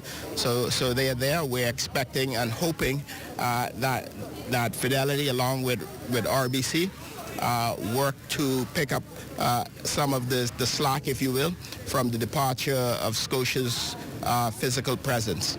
Suffice to say, banking is critical for all of the islands of the Bahamas. There are still some islands without a physical presence. The government is making some initiatives, for example, agency banking, for example, the Sand Dollar, digital wallets from many of the companies in the Bahamas to ensure that some of the burden is lifted. Now, an inspiring story coming out of tragedy. 14-year-old Hadassah Hanna and her 11-year-old sister Ariana lost their father to colon cancer 4 years ago. And while such an event and loss can understandably be traumatic for anyone, the two brave youngsters have turned their pain into purpose and help for other families battling the deadly disease. Shaquille Dames has their story tonight. For two sisters, loss has become the driving force behind their mission to help other Bahamian families in the battle against cancer. What started with personal heartbreak has now turned into a community initiative to help with the oftentimes costly fight. After losing her father 4 years ago, Hadassah Hanna founded Coins for Cancer, a mission she hopes would eventually extend far beyond her own family. I started my platform in 2024 because I lost my father to colon cancer in 2022. And this is my way of giving back to the community, supporting those who need it most, and supporting families facing cancer. I also honoring my father's legacy, and this is just one of my biggest dreams, and it has came true. But Hadassah didn't take on that mission alone. Her sister, Ariana, is her co-founder. We decided to turn our grief into purpose by creating Coins for Cancer. We set up at Lowe's Pharmacy in Southwest Plaza to raise funds. Through this initiative, we have raised $7,549.55. We came up with this initiative to help families facing cancer so that they don't have to go through the same pain I went through. Administrator at the Cancer Society, Aaron Storr, says this kind of community spirit is highly encouraged and has a lasting impact. Seeing young ladies like this who are doing great in the country, hopefully others will follow suit. And like this one say, don't let your dream die, but let your dream be great. So we want to encourage everyone that cancer has struck, almost every home in the Bahamas. So your donation, your contribution, your support goes a long way in helping those that need it the most. For the sisters, what began with the loss of a father has become a purpose shared with an entire community. They're hoping that their story will inspire more Bahamians to turn compassion into action. For the Bahamas Tonight, I'm Shaquille Dames. That's right. Every little bit counts, and a great reminder that you can make a difference. Well, stay with us. You're watching Access Now. So the storm has passed. Danger may still be near. Avoid downed power lines and flooded roads. Check on your neighbors, especially the elderly. Only travel if absolutely necessary. Report hazards and stay informed. Recovery begins with caution and care. You're looking at an aerial shot over Fort Charlotte. That beauty captured by our Isaac Roberts. Your Access Now Sports Report is next.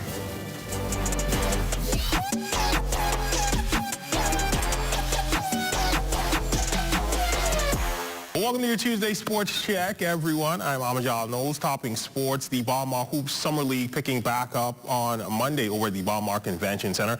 The Bahamas men's national team taking on a tough SEC foe in the South Carolina Gamecocks. The story of this one, South Carolina's stifling defense. They would hold the Bahamas to 38% shooting from the field, allowing just 18 field goals and forcing 14 turnovers. The Garnet and Black finished the game at 49%, connecting on 30 of 61 attempts, including 11 of 20 from deep en route to a dominant 86-46 win. Alexis Belauskas led SC in scoring with 14 points, adding 6 boards in the process. Dominic Bridgewater, the only Team Bahamas scorer in double figures, he led the way with 18 points. Summer Showcase set to close out this evening as Bahamas women's national team will take on Morgan State. Those highlights for you in tomorrow's Sportscast. So in hoops, this time over in the WNBA, Jonquil Jones and the New York Liberty perhaps getting their biggest win of the season, blowing out the Las Vegas Aces 111-71 on Sunday night at the Barclays Center. Jones with a strong performance, posting 15 points, 8 rebounds, 2 assists, and 2 steals. The win was especially important as the Liberty are among 4 teams separated by just half a game in the standings, with all 4 battling for the 4th spot. They have been on fire since the league's All-Star break and are looking to finish strong. Among those teams, Caitlin Clark and the Indiana Fever, who the Liberty are currently hosting at this hour. Scores and highlights from that game for you in tomorrow's Sportscast. Switching gears in tennis news, she recently had a pretty strong showing at the ITF W15 tournament in Humantala, Mexico. But for Sydney Clark, she's looking to build on that momentum. She, along with doubles partner Samrita Verma, just narrowly missing out on a berth in the final. So our Soul Sports team catching up with Clark, who spoke about her play at that showcase. I had a great time. The doubles was the highlight of my 2 weeks. Singles, I did not get the results that I wanted, but it was huge progress. I'm just so proud of myself based on how I started off the year compared to now. And the singles, I know that eventually I'll get the results that I'm looking for. It's just a matter of time and being patient. And on the double side, I had a great week with my partner. The second week, we made it to the semifinals in doubles, and it was the first time we played together. So that was just a great compliment for both of us, having to work together, not knowing each other, but being able to figure it out in 2 weeks. And it showed in our game, especially in the second week. But for Sydney, her eye remains on a much bigger prize. We're on a timeline. LA 2028 is the goal. To qualify, it's not going to be easy, obviously, and I'm still far away from it. I don't have a WTA ranking in singles nor doubles, but from the last tournament, I was able to accumulate some points in doubles, so that's very exciting. So I'm hoping that the next tournament that I have going forward, that I'm able to be successful and get on the board with a doubles ranking. Singles-wise, I definitely have to get more tournament play in, get comfortable, because I've been playing since January. I've been mixing tournaments in with the ITF calendar and Battle of Boca. So I've gotten a lot more match play, but I still need just to build that momentum as well, you know, and keep it going. But it's going to be good, and I know that at the end of this year, I'm going to have my breakthrough in the singles. Finally, over on Goodman's Bay on Monday evening, it was the kickoff of the Fitness in the Park series put on by the Bahamas Public Parks and Public Beaches Authority, an initiative designed to reach Bahamians of all ages and encourage them to partake in an active lifestyle, offering free classes for all that attend. Organizers telling us more. Well, today starts the kickoff of our end of summer fitness series in the park. We're calling it Fitness in the Park here on Montague Beach, and we'll be featuring aerobics, karate for the kids, and yoga. Essentially today we want to put them through a full body workout. We want to make sure we get the heart rate up. We want to show them the importance of staying active, staying fit, what it is to maintain muscle, and what it is to just keep moving, keep working out, essentially for life. Well, at the beginner level, the first thing to do is get moving. Don't sit down if you're behind a desk all day. Just get up and start walking. Go to the gym. A lot of modern day people stay inside on their tablets, their cell phones, their gaming devices, etc. Karate make you move. You step, you punch, you kick, and it disciplines you to do it over and over again. That's been a look at your sports on this Tuesday. I'm Amajal Knowles, signing out until tomorrow.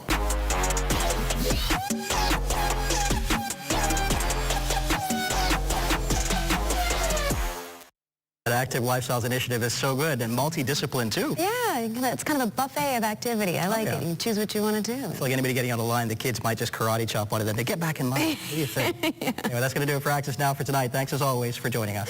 Stay tuned for the rundown with Howard Grant. Good night, everybody.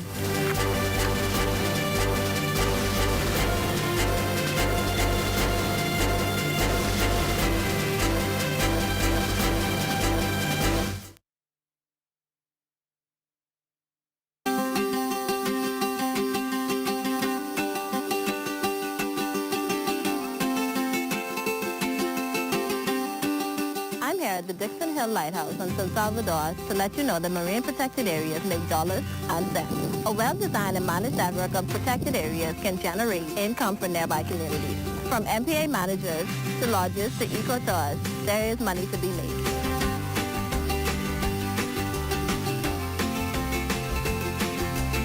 Healthy marine ecosystems help to protect our islands from climate change and other impacts that we cannot control. Healthy coral reefs help to break down big waves and mangrove.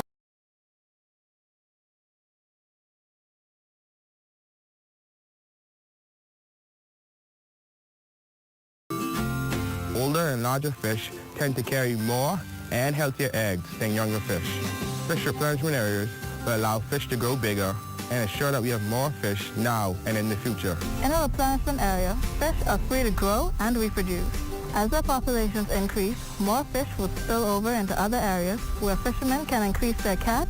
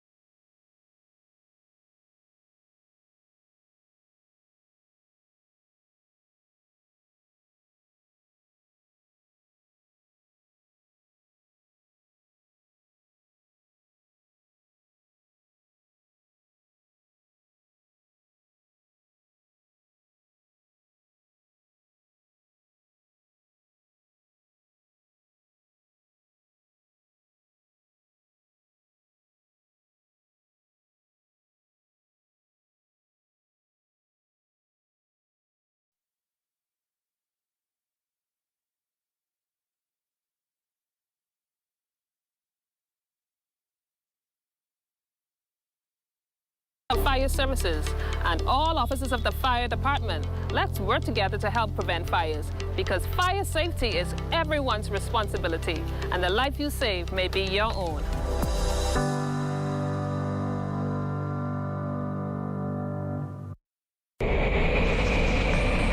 Bahamas. Hurricane season is here. Are you ready? The 2026 Atlantic hurricane season officially runs from June 1st through November 30th. 6 months of staying alert and prepared. Storms are named to help meteorologists, emergency officials, and the public communicate clearly and quickly during dangerous weather events. Hurricanes are also measured using the Saffir-Simpson Hurricane Wind Scale, which ranks storms from categories 1 through 5 based on wind speed and potential damage.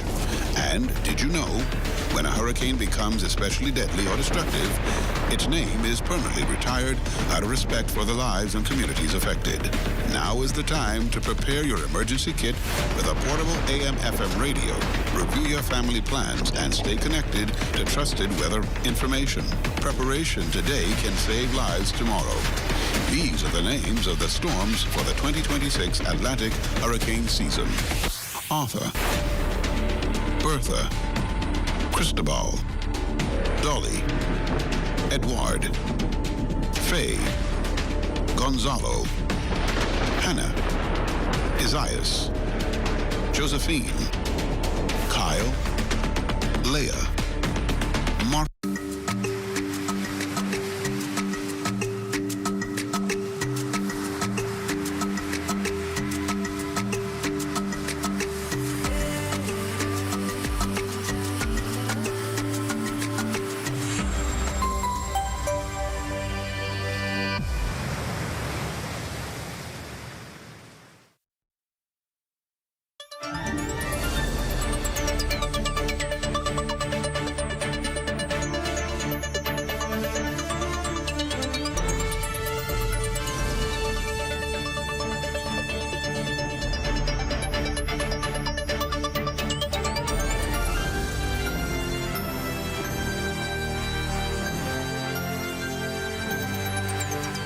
Good evening, ladies and gentlemen. Hope all is well out there. I'm Howard Grant, and welcome to The Rundown. Thanks so much for tuning in tonight. We're starting off tonight with a feel-good story just for you. Tonight, we're sitting down with a Bahamian businessman whose name has become synonymous with East Street South. But his story extends far beyond the service station that bears his name. Bernard Porky Dorset recently celebrated his 80th birthday. You wouldn't believe that, as he's sitting here with me, marking more than 5 decades in business and a lifetime of community service, from entrepreneurship and farming to football, Junkanoo, and philanthropy. His journey is also intertwined with a remarkable family history stretching back generations. It's so good to have us join with us tonight, my brother. Ladies and gentlemen, thank you. This is Mr. Dawson. Mr. Dawson, introduce yourself and let persons know exactly who you are. Yeah, my government name is Your government Bernard Dorset. Bernard, yeah. Bernard Theodore Dorset. That's me. Where you get Porky from? Well, that started when I was in junior school. One time my dad cut off all my hair, and I went to school, and everybody running behind me wanted some pork. Really? So I became pork. Hey, I was Porky. You know. Tell me about this. You recently turned 80, and rather than being able to celebrate at the hotel or a private venue, you chose Porky Station. I think you've done that for a couple years now, and opened up to celebrate the surrounding community. Why is this important to you to be able to celebrate your milestone right there on East Street South? Well, that's the person I am. You know, it's about the people, my friends, my neighbors, my community. You know, that community was developed by my dad, Dorsetville.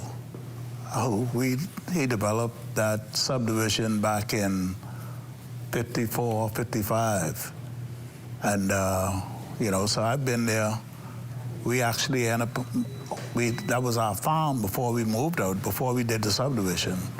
Because, you know, my dad, a businessman, he ran his dad's store on Blue Hill Road on Wellington Street, across the street from where the Milo Butler store is. Well, at the time, Milo Butler wasn't there. But then, from then, he started to do, he ran that store, and then we moved from Meadow Street to East Street. And once we got to East Street, we opened a restaurant, Big Dorset Chicken in the Bag. So back in 1956, 57, we were selling chicken in the bag. So we were growing our own chickens, growing our own eggs. We had growing everything in the garden. So I started early, you know. I told you when I went to government high school, every Friday and Saturday, that's what I'd be doing down in the yard, chopping off chicken head and putting them in the water. And really? Yeah. So, you know, I started early. And so business been in your blood? I've been making, well, my great-grandparents are business people.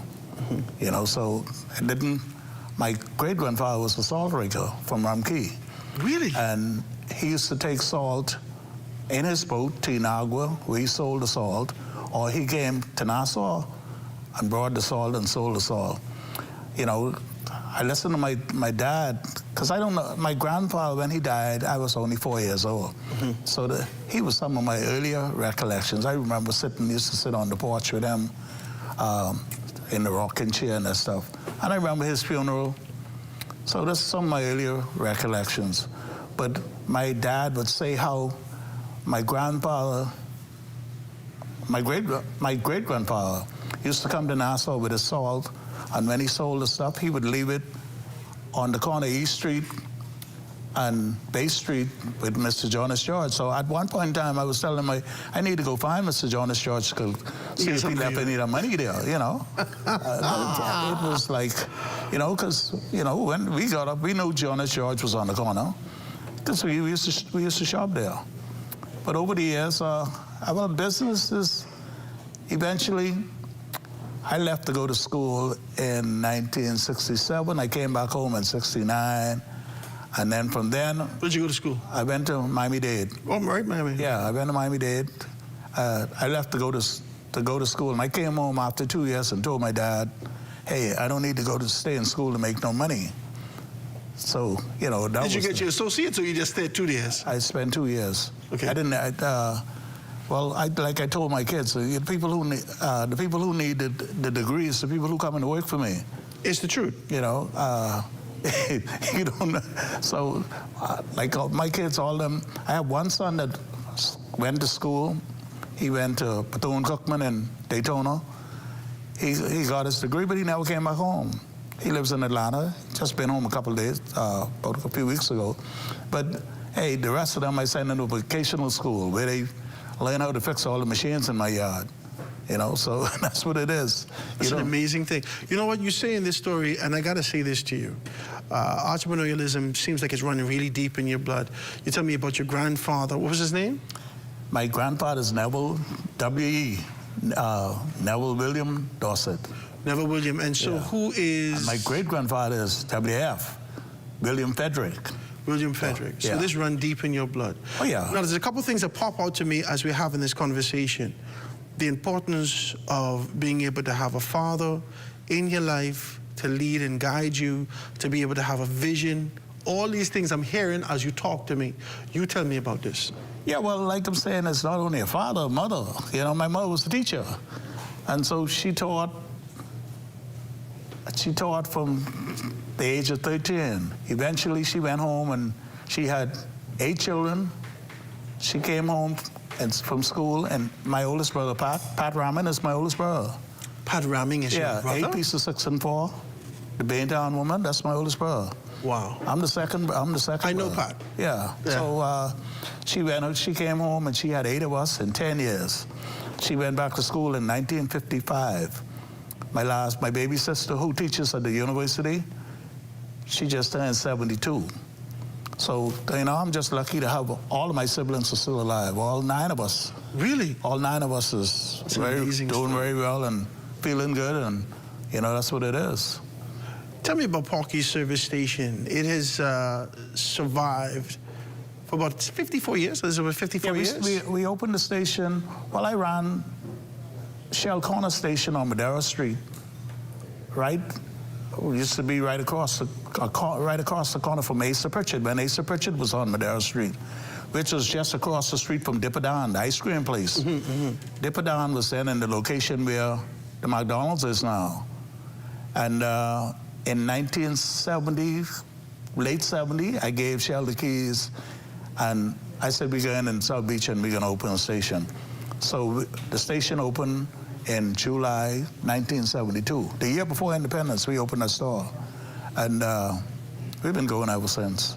You know, it's, hey. You're going through several governments, you're going through high points in the country, you're going through low points. Like I'm saying, and you stayed open. Well, how?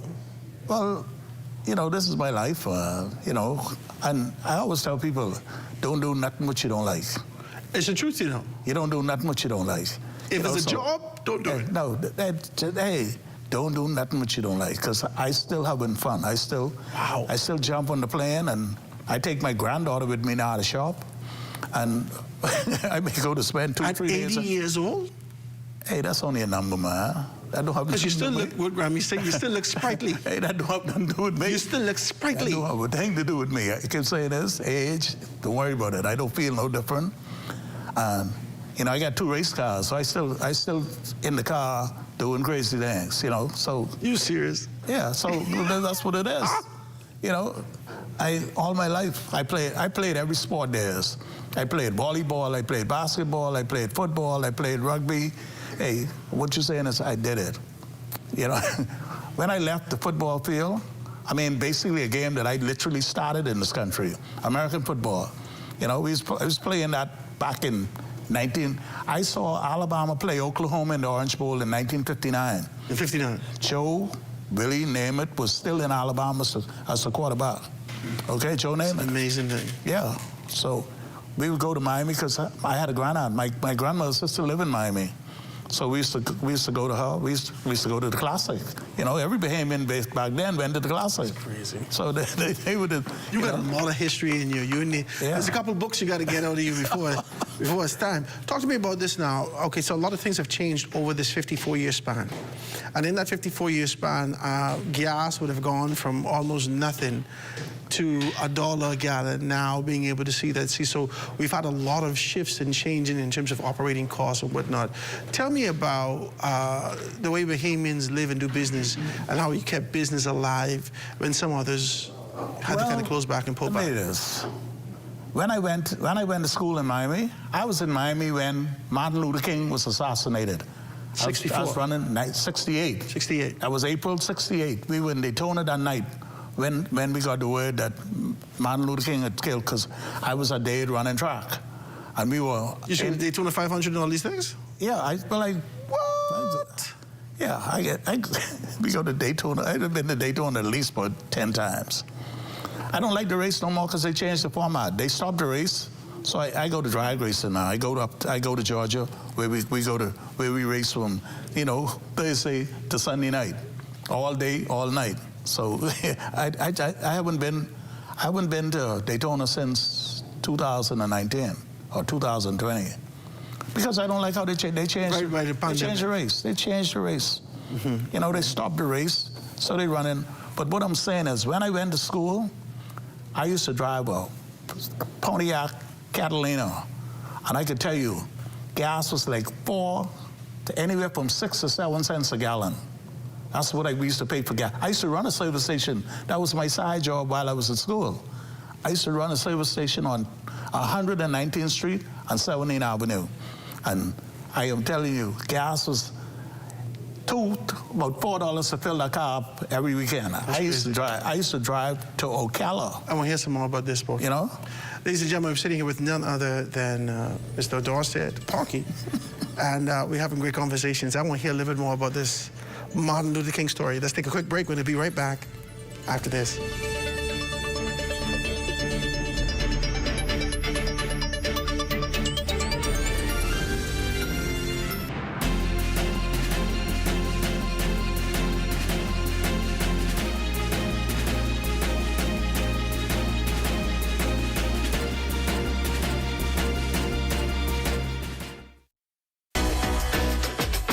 Welcome to What's Trending. Join me, Jiminita Swain. And me, The Bahama Beauty, Monday through Thursday at 6 p.m. Only on the ZNS Network.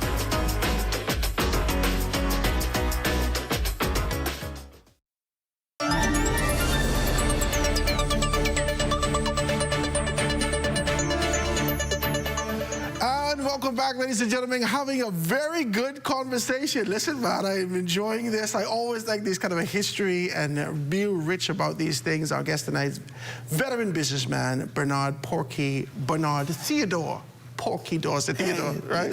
Theodore Porky Dorset. We're going to be focusing on some of the lessons from his 80s, but I want to be able to hear about the story. You said that you were in Daytona when Martin Luther King in 68. 1968. How was the environment? That night, we couldn't get to Bethune-Cookman. They were in downtown Daytona. I mean, that's the HBC. That's a historically black college. Yeah. They were in downtown Daytona. We were living on Daytona Beach. Mm-hmm. That's where the track team lived. Mm-hmm. But here we were by Cookman, Bethune-Cookman College, when we got the word. And we couldn't get a cab to get us back out of there. That was one crazy night because they started looting and burning, rioting. When we got back to Miami, they had burned from 7th Avenue and 62nd Street to 7th Avenue and 27th Avenue. 7 and 27, 62nd and 27. They burned one of my friends, Paradise Bakery, Mr. Bain, Dougie, who just passed the other day. They had a bakery on 62nd Street. They burned that strip from 7th Avenue to 27th Avenue. I'm telling you, when we go back. It's an amazing. Hey, look here. I don't know, black folks love to burn. I'm telling you, they burned the city, the whole town. You know? I want to talk to you about this and these lessons that you would have learned in your 80 rich years of existence. You've watched the Bahamas change enormously from a country that you knew as a young man through independence, the Bahamas in 2026. From a businessman's perspective, where have you really made where we have made our kind of a greatest progress, and where do you believe that we still have to go? What do you think that we have to do to get to the place that you imagine? Well, truthfully, when I think about it, we have lost a lot. We've lost a lot. There are a lot of things that, what I find out, say as a businessman, I'm still trying to figure out, we live in a country where the government, take it from me, the government will charge businesses their business license based on your gross. You could gross $10 million and didn't make a dime, but you got to pay that. You're paying your license on the $10 million that you turn over. Here it is, I'm a service station dealer right now. Gas is nearly $7 a gallon. Okay, I make 76 cents on a gallon of fuel. I make that on a gallon of fuel, whether it was $2 a gallon or it's $5 or $7 a gallon. So the higher gas prices go, the less money we make. But at the same time, our business license will go up because we're spending more money to make the same money. So they should charge you on your net. Any business you should pay on your net. Your net is your income. That's not your gross. You know, the peanut boy just decided one day, hey, peanut gone up. My peanut, you could buy a peanut for less than $2 a bag today. No. But what I'm saying is the peanut boy just put 100% on his peanut. Okay? And everybody cry and bragging about their 25 cents the government gave them the other day. 22.5 cents. There was no 25. But what I'm saying is, we have to one day decide that we need to have our costs, like how the government VAT is 10%. 10% of whatever you buy, whatever you spend, you pay 10% on. Well, that's what I'm saying is, we need to go to a percentage. We must go to a percentage. That's one reason I'm telling you, we catching eternal hell right now. That's why I do some things sometimes. You know, I do some crazy things. Because what I'm saying is, I decide, hey, I just dropped the price of my gas and try to recover some money on the back end on the volume. Because, hey, just to sit there and to pump 100,000 gallons of fuel, and what I'm saying is, to pump 100,000, I'm making, my gross is all this money. But what I'm saying is, I ain't making no money, because here it is, I buying a load of fuel, what I used to buy for $20,000, $25,000, $30,000. I paying a load of fuel now for almost $70,000 for the same 9,000 gallons of fuel. I paying almost $70,000 for it. So we're not almost 100%. The fuel, the price has gone up 100%, and we're still making the same money. We're still making the same 76 cents on a gallon of fuel. So they just don't make no sense. But, you know, I keep saying, and I tell them, you know, Mr. Trump may make some stupid things, but he got some sensible people around him, okay? You need professionals who know better, okay? I said that you have to, hey, a business is a business is a business. This ain't no game to me. Yeah. This is my life. Yeah. This ain't no game. You know, and I leave it like that. I keep saying, we got to run this country better. The government, I listened to the Honorable Minister Halkida say the government revenue last year was $17 billion with a B. Where the money? What they do with it? They owe probably that much. You know, I tell them the last government job I had was 2011. That's the last time I had a job from the government. Okay, the last time. I did the road on going out of East Bay Street going into Blair. I took down them walls, the two walls, and opened a road and turned a turning lane in there. 2011, that's the last job I did for the government. But what I'm saying is, what See, my problem is I ain't waiting for nobody who gonna pay me when they feel like. They ain't wait. And we got contractors who wake on school last year and get paid yet. They ain't get paid yet. And they could brag about... An election then gone. And come... look here. See what I'm saying? They ain't serious. That's heavy what you say. They ain't serious. Yeah. You can't, hey, I don't need no job and I ain't get paid. Because I got to pay my staff and I got to... I got to do a segment with you. I got to call it Porky's Perspective. Because I enjoy this. I like this. Tell me about this. We got to be able to do this. Recently, you've been able to reduce your gasoline at this stage following the increase in fuel prices. And you described giving back to almost as an obligation. You talked about what made natural sense. At the time when your business themselves facing higher costs, where do you draw the line between making a profit and looking after your community? Yeah, well, here it is. What I would do is, right? Some nights I'd be sitting up in my bed figuring what next, because the bills still got to get paid. Fuel costs gone to the roof. Like I'm saying, is I still only making the same money.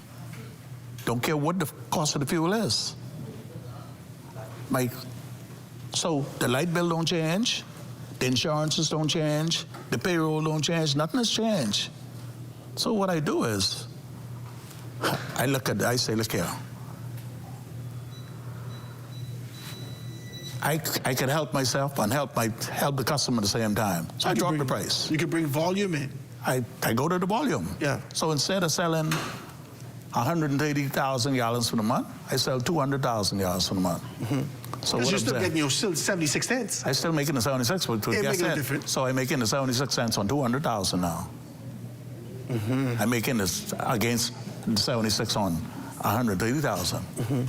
So at the end of the day, the payroll, they ain't gonna change. I still got the payroll can be the same. Okay? Certain things is gonna be the same. The light bill basically can be around the same. May go up a little bit because I running the pumps longer. But that's what I'm saying.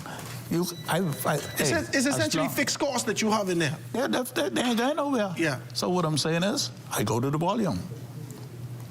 And anytime that could happen, hey, they will come day and night.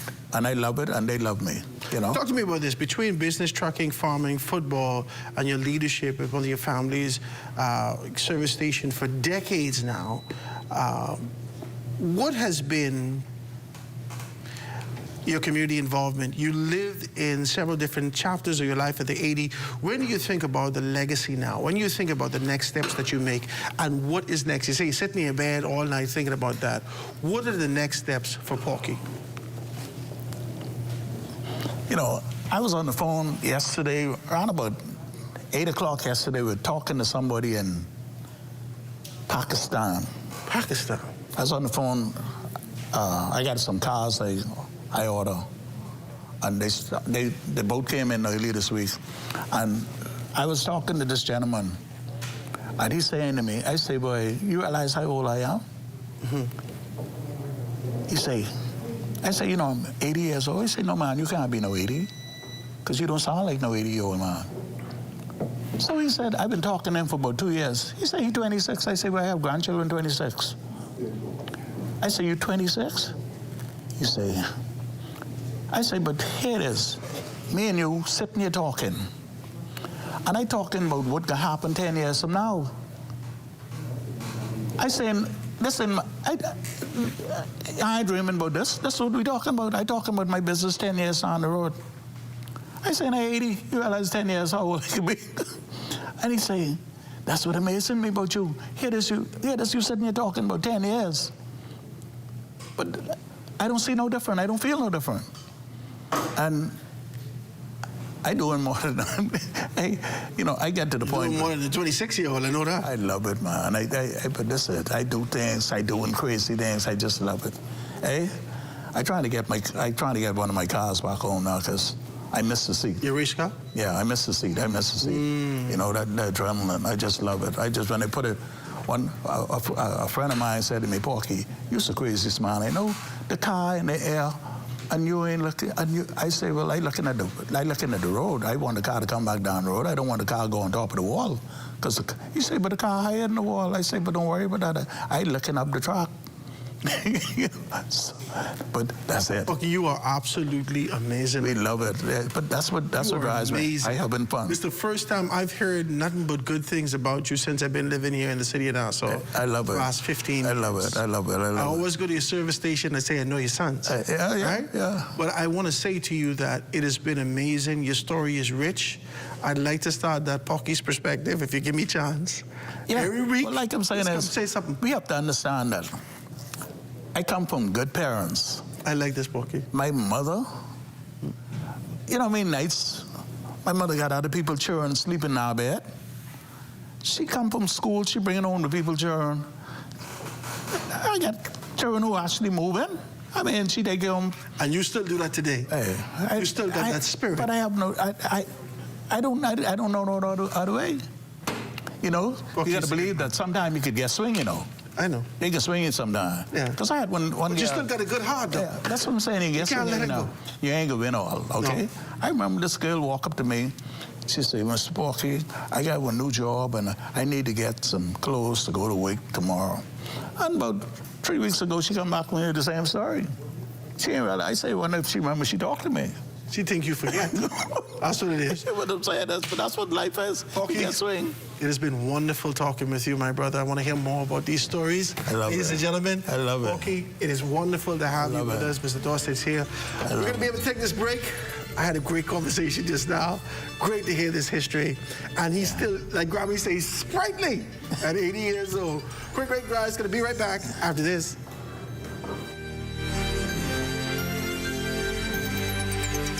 My sixth grade teacher, Mrs. Marcia Roberts at Palmdale Primary, she actually saw me as an educator, and I didn't see it. I actually wanted to be a journalist, and then law. And I said, I'm going to be this type of teacher if I do become a teacher. And almost 23 years later, I am now an educator. Every individual has been educated by an educator. That's who we are. We build citizens because we have a lot to do in producing the best citizens that our country needs. We're smart, and we get to actually impart our knowledge to children who need it and they're expecting it. Come into the profession. Trust me, education has evolved, it's multifaceted right now, and we are moving. We need your expertise. Come in, come give us some years, some good years that you have left into this noble profession. Swim Bahamas, bring water hazards to an end. Let's swim Bahamas. Water safety rule number 10. When boating, do not overload the boat. And if the boat ever capsizes, stay with the boat. Let's swim Bahamas, bring water hazards to an end. Water hazards to an end.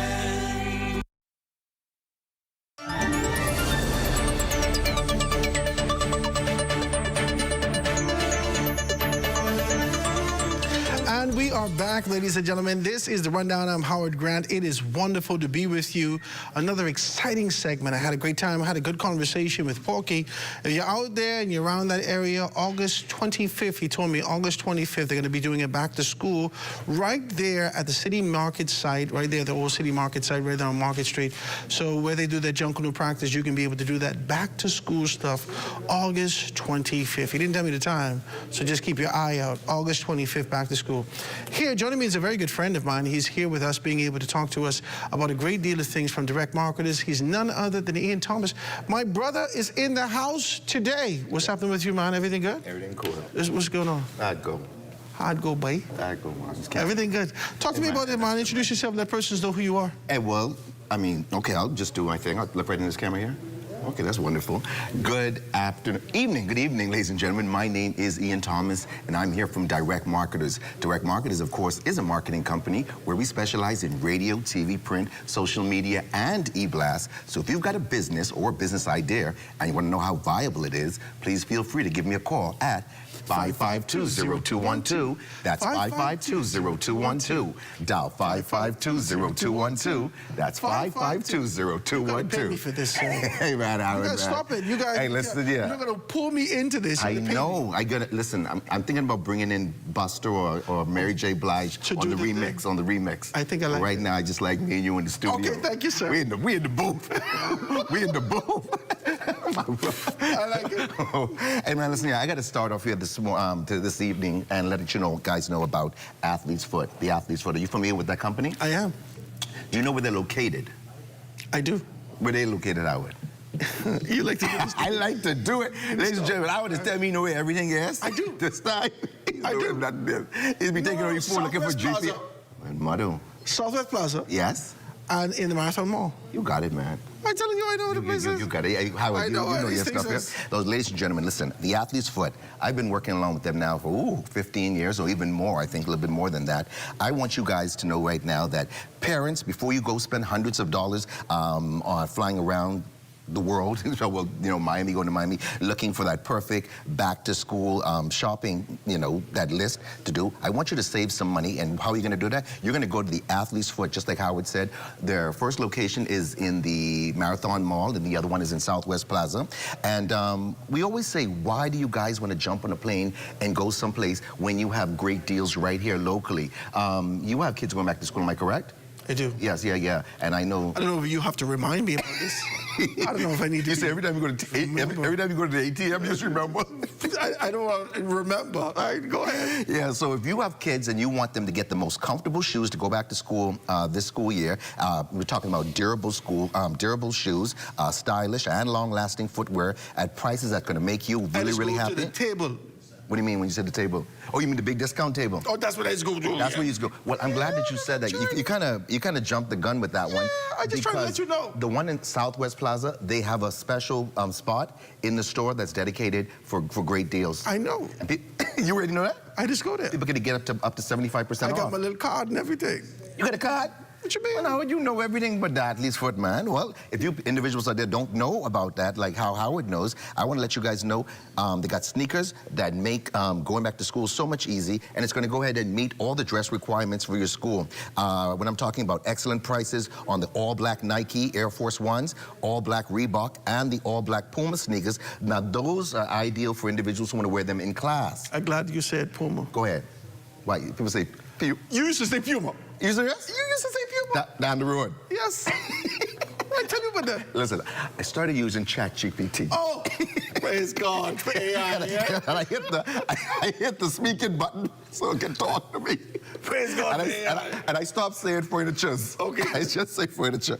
So listen here, man. Listen, you want great deals, you got to go to the Athlete's Foot. You're going to save so much money. My sister took my niece and my 2 nephews there, and she said, Ian, man, I'm so glad because I was going to those other places in Palmdale. I don't want you guys to go there. Don't want you to go there. I want you to go to the Athlete's Foot because they're going to save you so much money. I can't stop saying that enough. Forget those expensive trips, like I said, going overseas. And even if you need a backpack so your child can survive the entire year, go ahead, talk to me. Now, I gone on vacation, but I didn't shop. No, okay, that's good. Because it's just vacation now. Okay. Because if you look at the prices that's international, and you look at the prices that's local, maybe a $2 difference. Yeah, that doesn't make any sense. For the actual product, but never taken into consideration. And you haven't factored in the plane ticket, your car, your food, your One Lobster, Red Lobster. You come for staying shoes. Staying in your hotel or your Airbnb. All these different things people haven't factored in. So I'm going to tell you guys. What's my wife going to do? What's that? Let's go to Red Lobster. I know that. Baby, we come for shoes. We go to Fish Fry when we get back. Are you trying to choose? And listen, Howard, you got to. It's so important that people try to save money right now. Yes. It's so important, and this is why we got together and we sat down at the table and we said, listen, we have to do things that are different and make the people want to stay here and purchase. Just like you said, it doesn't make any sense to try to go someplace to save $2, and in some instances, it's almost the same price when you look at everything. Now, my niece, she says, Uncle, please let people know, we wearing spray ground backpacks. So that's what it is. What is the spray ground backpack? The spray ground backpacks. These are the ones. This young guy, he probably even know. It got all the nice caricatures. That's the proper way to say it. Yes, on it. It has all the nice sayings and everything, come in all these wonderful Also the colors. big mouth and all these things. Ah, you got it. The kids love them. See my children, tell me. They were popular last year, maybe even the year before, and they're still popular this year. So you want to go get the spray ground backpacks, they're right there at the Athlete's Foot. The expenses like I said, in the state, like how Bishop would say, expenses. The expenses. In the States. Not expensive. No, expenses. Okay then. All right then. They also got Ithaca. Some people say Ithaca, but it's Ithaca, whatever. These are some boxers that are very comfortable. A lot of people like to wear them now. They have them down there. That's your head. Underwear? Yeah, underwear. Well, you know, it's a sports. Oh, it's a sports brand. Yeah, so that's a wonderful thing. I just want to let you guys know it's the headquarters for getting all your stuff ready for back to school. Like I said, Southwest Plaza, they have a sales selection that you know about where you can save up to 75% off. So whether you're shopping for toddlers, teens, adults, whatever it is, you want quality footwear and apparel for the whole family, you want to go down there. We're the two locations. One is in the mall at Marathon right next to Dollar Plus, and the next one is Southwest Plaza. And speaking about Dollar Plus, you can go there and get composition books, pens, pencils, hand sanitizers, lunch snacks, hair accessories to make your little one look all beautiful, and plenty other little essentials for back to school. So this is a great place to go. So you can save at the Athlete's Foot, you can go right next door and get those things at Dollar Plus right there at the mall at Marathon. I'm gonna give you the phone number right now, 698-8225. That's 698-8225. Go check them out. Like I said, I've been working with them for a while. William is my good buddy, and he's doing a wonderful thing down there. They have such a great synergy with the staff and the management down there, and they're giving you all these great savings at the Athlete's Foot and right next door at the Dollar Plus. Also, if you want to go back to school and you're looking for a uniform now, you got to go to my @1 place, Melissa Sears. Melissa Sears. These guys are incredible. They also have 2 locations, and the 2 locations is one at Mall at Marathon again. Mall at Marathon really doing it now. And the next one is East Street South. So this is Melissa Sears, #1 place for any responsible parent right now. I told you that that's not East Street South. Why you keep saying? You don't like to call it East Street. Look at it. People add say East Street South. It's not East Street South. I would call it like in the middle of East Street. Okay, we could go Central. Yeah, Central. Okay. Because you ain't going over the East-West Highway yet. Okay, then, when you go over East-West Highway, that's South. Ladies and gentlemen, Howard Moody's People Business. You know, on East Street. East Street South. Call these people, ask them where they're located. I would be down there by Porky looking for them. No, they ain't that far. Look here, let me get the phone number here. 322-7347. That's 322-7347. One more time, 322-7347. That's Melissa Sayers, #1 uniform store in the Bahamas. And I should say the name properly, Melissa Sayers Uniform Center. So this is the #1 place you're gonna go for school. Yes, go ahead. 322-7347. 73. Yes, 73. 17. Tree. You draw a tree. So you remember that? 47. So you're going to go to Melissa Sears. And what is going to be happening down there, because people are going bonkers. I was there Saturday, and people were just grabbing everything they need. They said they got quality uniforms at affordable prices, and so I'm begging you not to go anyplace else. You got to go there for your little ones who are just starting school, or maybe the ones in the high school, maybe some of the seniors. You want to go down there. They've got, what have they got? They've got pants, shirts, skirts, blouses, jumpers, tunics, ties, belts, socks, and ribbons for children of all ages and all sizes, because, you know, these children have different body sizes and shapes and everything, so, you know, you have to go down. You need to stop. Okay, I'm sorry. Pardon me. And here we go. So right now, they're having a great deal. You can buy 4 school shirts and get the 5th one absolutely free. Can you believe that? 4 shirts is 1 free? 4 shirts, you get 1 free. And the one which, and you can get the embroidery. Melissa's slick though, because you know mommy used to buy you 3 shirts. I know, so they're making sure you get 4 shirts. Now you gotta buy 4. You gotta buy 4 to get 1 free. But that's a great initiative. Yeah, because that's a wonderful thing. I used to wear Monday, Tuesday shirt, and then wash it Wednesday to let it dry for Thursday and Friday. Yeah. You was a fly guy. 3 shirts. You was a fly guy. Well, you got 4 shirts now, and you get the 5th one free. Yeah, so you're gonna make sure. But we still ain't washed it next year. You know what I'm saying? We still gotta wash it. And it's gonna have the embroidery, and you don't have to pay for that either. So, ladies and gentlemen, embroidery free? Yeah, man. Oh, you can't beat that, ladies and gentlemen. No, man, definitely not, man. You can't beat that. So, of course, if you want quality uniforms... you still have to pay for the little emblem. Yeah. For church, for school. Yes. That's a little monogram. They also do that there as well. They have on-staff seamstresses and tailors. I don't even know what the difference... What's the difference between a seamstress and a tailor? I don't know the letters.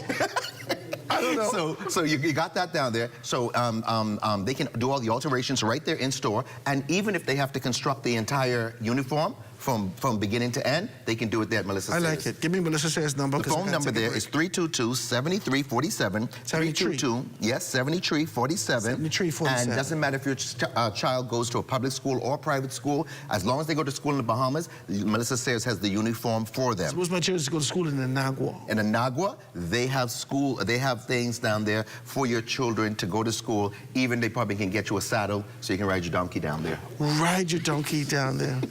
Right, you remember that? You remember that? Whoa, donkey. No, all right. You know so much songs, but your playlist is extensive. And listen, your phone number, once again, 322-7347. That's Melissa Sayers, Mall at Marathon I like when he give me the Bahamian dialect in Colossia. 322-7347. You know what that means. What Melissa Sayers. What that mean, man? That means that's what I mean. And listen, because sometimes, listen here, I have to mention right now, people have been calling me. Don't mention yet. Okay, go ahead. Let me take a break. Take a break. Quick break, guys. When you come back, we can hear what he mentioned. 322-7347. Quick break, guys. Gonna be right back after this.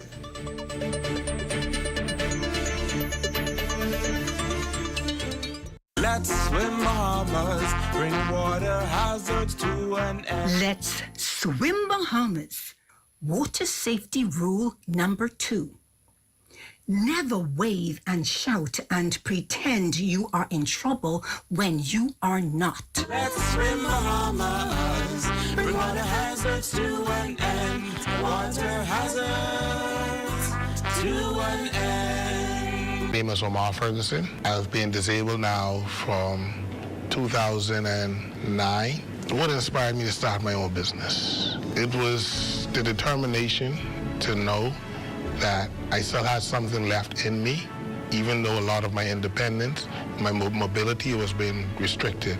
In my disability, it's kind of hard finding the investors or the capital. For example, national insurance. The benefit that we receive, it's a lifeline.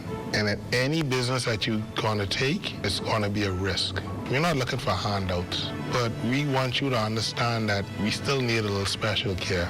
This literally gives us a backbone that, hey, we could actually stand someday. This is the business I know it's going to be a risk. Even going through that process, I'm still dependent on national insurance. Overall, being in the program itself has put me in a place where I feel young again. I feel like anything is possible. I would say to others with disabilities, look around your community, just like you guys said in one of the modules. See what is needed in your community and go for it. Don't be afraid, just go for it. For more information about how the SBDC can help your small business to make a big impact, give us a call at 461-7232 or visit sbdcbahamas.com.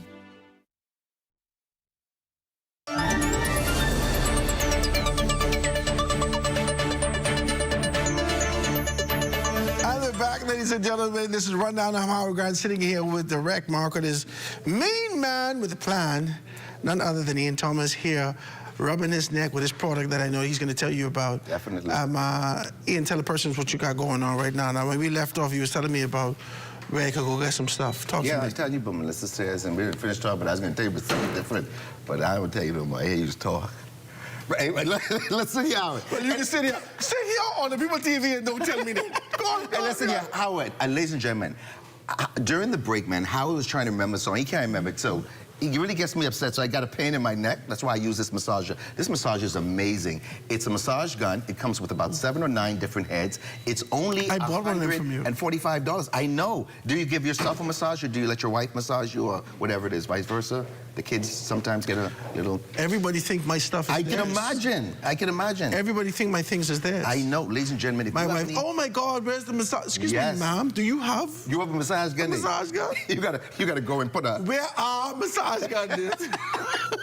Well, listen, this is a great device. It's only 145 bucks. It's so easy. I charge it up, and then while I'm in the car, I might give myself a massage, or sometimes if one of my nieces or nephews, they come, they say, Uncle, you know, I got a bad kink in my neck or my back, or whatever, and they use it, and sometimes they think it's a game. It's wonderful. That's the frequency they speak with? Yeah, Uncle. Yeah, that's exactly what they do. All of them, because they haven't hit puberty yet. Really? Yeah. At 25, they haven't? No. They're only like 7. I always thinking they 7, 8, you know. This time they's be 9, 10, 11. Every time you ask me about them, I think they 7, 8. So, yeah, man, this is a wonderful gift for somebody or yourself. Maybe you have some old injuries from back in the day, maybe a sports injury, or maybe as you're getting older, you might have a little bit of pain, little aches and pains. You want to get this device, and it's a wonderful thing. Howard, I hear you singing a song. Go ahead, let me hear you finish singing the song. You sing it. It was Busta Rhymes. Busta Rhymes. And leaders of the new school. As I rewind. As I rewind all the juice from my mind. Ooh. Heal up, wheel up, bring it back home, rewind. Ooh. Powerful impact, boom from the cannon. You know, I remember that. You know, I know you didn't remember the whole thing. Hey, ladies and gentlemen, yeah, that's a free one for you all. Yeah. Also, man, listen, I was talking about old aches and pains. This is wonderful. This is a knee band. It's a compression knee band. I love it. I was in a bad motorcycle accident. I remember you wearing this. Yeah, and I wear this, especially when I'm doing some yard work right now. Do you know cartilage? Once cartilage is gone, it never grows back. You have cartilage in your knee, cartilage in your ankle and everything. Once cartilage is gone, it never grows back. So if you want to protect what you already have in your knees, individuals who go walking in the evening time and so forth, you want to get this. This is only 25 bucks. For the knee band. Get it. It's going to be a lifesaver. You guys go to the gym. It's easy to put on. You go walk. Very easy to put on. It's easy to slip on. And it comes with all the You're not going to put it on television. Stop. No, I'm not going to put it on. Comes from extra small all the way to triple X. And then also that's a big knee. Yes, and then we also have one size fit all, because all knees are not shaped the same way. Also, we've had people in the past who put it on and it started to roll down. So you remember them old set back in the day that was like the plastic one? Yeah. Sweat. Yeah. When you put it on. Oh, I'm glad that you say that. Roll it up. Talking about sweat. You could never get it on. You can sweat in this, and it still won't have a scent. So individuals just take it in the evening time when they're going to take a bath. They wash it out in the shower and just hang it up until it dries. And this is great. This is wonderful. It's going to save you all that knee pain, and you're going to absolutely love it. It's only 25 bucks, and it comes in all sizes. But it looks like it's breathable, though. It is breathable. Wonderful. Yeah, and the compression is so nice and tight. That's a great thing. Cordless phones. My niece again. Uncle, why do you talk about cordless phones? No one uses them anymore. And I said, yes, they do. So a lot of people out there have cordless phones. If you're interested in the cordless phone, we have cordless phones right now for 55 bucks. Great cordless phones made by VTech, a popular brand, and a brand that's very knowledgeable and you can stand by. VTech cordless phones right now on sale, 55 bucks. Get it right now. Get it for somebody that you love. Everybody in on cordless with cell phone and thing like that. Yeah, man. You remember the long thing? I mean, you had to listen to me. One time ago, we have the house phone. Yes. And the cord was about 300 feet. Yeah. I'd have to go to the whole you talking in China, you're trying to tell how it come off the phone. He been on the phone for 15 minutes. China, you're trying to tell you.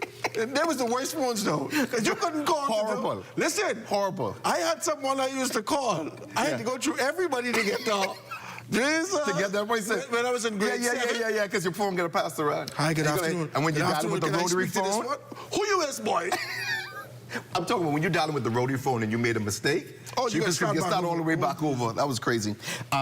Individuals out there who work in the ceiling, whatever it is, or work at night, maybe maybe a mechanic or so forth, maybe a guy blue collar works in the ceiling, whatever, or anything. I had a couple call me. They're from Andros, and they say, Mr. Thomas, we used to go crabbing late in the night. So if you're an individual out there who probably go out late in the night looking for crab, this is a great headlamp. You put it on. I can't put it on right now, and then you press these different buttons, and it lights up and everything, and it's a wonderful thing. I think I got to do what Cameron and Mace do. What's that? I got to say things like pause. I got to say pause. Okay. I got to say pause. Yeah, so this is great. This is only 29 bucks. It's a great deal. And even right now that we've been experiencing these blackouts, you can even purchase this right now and just walk around your home and everything and meet neighbors. Is that a motorcycle? What about people who jog in the evenings? This is great for individuals who go exercise in the road because now you can make yourself aware, make a car aware that you're there. So this is also a safety. Why that car so high in the air? Yeah. And why is it bouncing? Got hydraulics. So this is a great gift for somebody. Only $29. Get that. You got a headlamp. I also want to tell you about what blood pressure monitor. I can't stress enough. Every house should have a blood pressure monitor. Blood pressure monitors right now are $65. Some people say, I'm so skinny, I need no blood pressure monitor. Listen here, no matter what body type you are, you need a blood pressure monitor. They stress you. Yes, yeah, and everyone in the house should use it. And what I like about this, not like the ones back in the days, would go with batteries. This one, you charge it up just like a cell phone. And listen to this, it talks to you. Attention, please. Please keep silent and relax. Keep the cuff at heart level. So this is a wonderful thing. Individuals who are visually impaired, now they can listen to it, and those who, can't hear or whatever it is, it has a big screen so you can see everything. Great thing to buy somebody, even by yourself. Get this blood pressure monitor, $65. And I had an episode early part of the year. I didn't know that low blood pressure just as bad as high blood pressure. That was something serious. So please know your numbers. That's what they say. Know your numbers. Get yourself a blood pressure monitor. You can't just say that on Bahamian television. What's that? Know your numbers. Know your numbers. Oh, no, not like that. Really? Do whatever you want to do. Should I box it, baby? Know your numbers. Hey, listen here, Howard. You know what people have been calling me for? They said, Ian, Howard was telling me about the bully pill. Lies and deceit. Lies and deceit. It was all over the place. Lies and deceit. Listen here. Listen, if you are in a relationship, if you're a man in a relationship right now, and you say, you know what, I'm not feeling how I used to be back in the days, and I want something, less extra oomph, or you might be dealing with ED in a serious way. ED, of course, is... Yes, like you said, erectile dysfunction. You need to get the bully pill. The bully pill is an all-natural pill. It doesn't matter if you're on any hypertensive medication or diabetic medication. You take one pill, drink some water, and boom, you're ready to go. You're going to have a nice, strong erection, and you're going to be happy. You're going to be happy. Your partner's going to be happy, and it's just a wonderful thing. Especially you guys out there who might be dating someone 5, 10, 15 years younger than you. Don't go out there embarrassing yourself. No, no, no. They say man is talk. Woman is talk too, man. Say, man, listen here, jeepers creepers, this guy just wasting my time. Listen here, get yourself the bully pill. It's saving relationships. I have people from so many different parts of walks of life. I have doctors and lawyers and guys on construction sites and everything. Lions and tigers and bears. Lions and tigers and bears. Oh, I have my. people in church, In church? Yes. I have a lot of pastors and people and elders and so many people from church too. They said the marriage bed is undefiled. The woman called me and said, Mr. Thomas, you get any more of them pills? This is how she said it? Maybe sometime later on I will get a little defiled. She didn't put her teeth in when she was talking? Her teeth came out. She was talking. Hey, listen, I'm telling you, man, get yourself the bully pill. You are going to enjoy yourself, and it's going to bring back the new dynamic to your relationship. You're going to be so happy. You want to give me a call at 552-0212. That's 552-0212, and say, Ian, please help me. I really need to get sorted out because I want. With the bully. And just like you always say, you take the bully pill. You're going to be the hardest guy in the neighborhood. I never say anything. You'll be the hardest guy in the neighborhood. Listen. That's me. Listen. Raise the roof. Don't let this man lie to you, eh? Okay, sorry about Take the bully pill. His telephone every single time he mentions a bully. I know. My phone rings like crazy. Also, people have been asking me about the privacy screen. If you have a chain link fence, and you're tired of people looking into your yard, you want your property to remain. You come out there with your drawers and your holy singlet. Yes. Because sometimes you just want to run outside, pick something off the line. You want to get the privacy screen. It's a green privacy screen, 50 feet long, 6 feet tall. It's only $189. That's so reasonable. Maybe you might have a neighbor who probably has old tires and old cars in the yard. You don't want to see that, so you want to put up the privacy screen. It's easily affixed to the fence. It's $189, 50 feet long, 6 feet tall. Give me a call, Ian Thomas. I'm going to hook you up with that. Get that privacy screen. And you said you had people to actually put it up if you needed it, right? Yeah. Oh, if you need someone to install it, it's $39. You can get it done. That's a wonderful thing. I hear that. Is that music playing yet? Okay, I wasn't sure. I wasn't quite sure. We got a minute. Yeah. The bleaching cream. people call it bleaching cream. It's hydroquinone. Hydroquinone. It's a topical skin lightening cream. It reduces the melanin production by fading unwanted dark spots, like those that you get from hyperpigmentation, including those unattractive spots some people get, after a terrible acne breakout. It lightens freckles, gets rid of those sunspots and age spots. It'll create a more even complexion, and some people say it even works too well. Some people have reported also that it repaired, well, I said hyperpigmentation, and also if you're looking for that, miracle cream to get rid of that unpleasant melasma that you want to, clear up your skin and look nice and beautiful, you want to give me a call for the hydroquinone. I don't have any more. It's my other bag. The price for that is only $25. It's a great deal. It has, the women said that they see this extra glow, and it's absolutely wonderful. They describe themselves as having a beautiful, even tone. The hydroquinone is only $25. You want to give me a call, 552-0212. It's a product that was made in India, and now we have it here, and women just love it so much. And I think I'm almost out of time, but also, lastly, before I go, the DNA testing. Let me just give you the number for DNA Direct. You need a paternity test done? Who's the pappy? Call DNA Direct at 324-0665. Get a DNA test for only $450. That's the reason why people choose DNA Direct. They're the least expensive on the island at $450. They have a payment plan, plus you can do half down, pay the balance when the results come in. You want to know if someone's your mom, your dad, your brother, your sister, your grandparent, or your grandchild? Call DNA Direct at 324-0665. DNA Direct, when knowing the truth counts. My brother, I want to thank you so very kindly for being able to bring all this information. Boy, man. You're very good. Guys, that does it for us here at The Rundown. Be sure you stay locked in to ZNS Tonight for the Bahamas Tonight at 11 p.m. This is the final newscast of the country with the latest in news and information with Colville Pie Firm. From all of us here at ZNS, I'm Howard Grant. Thanks so much for joining.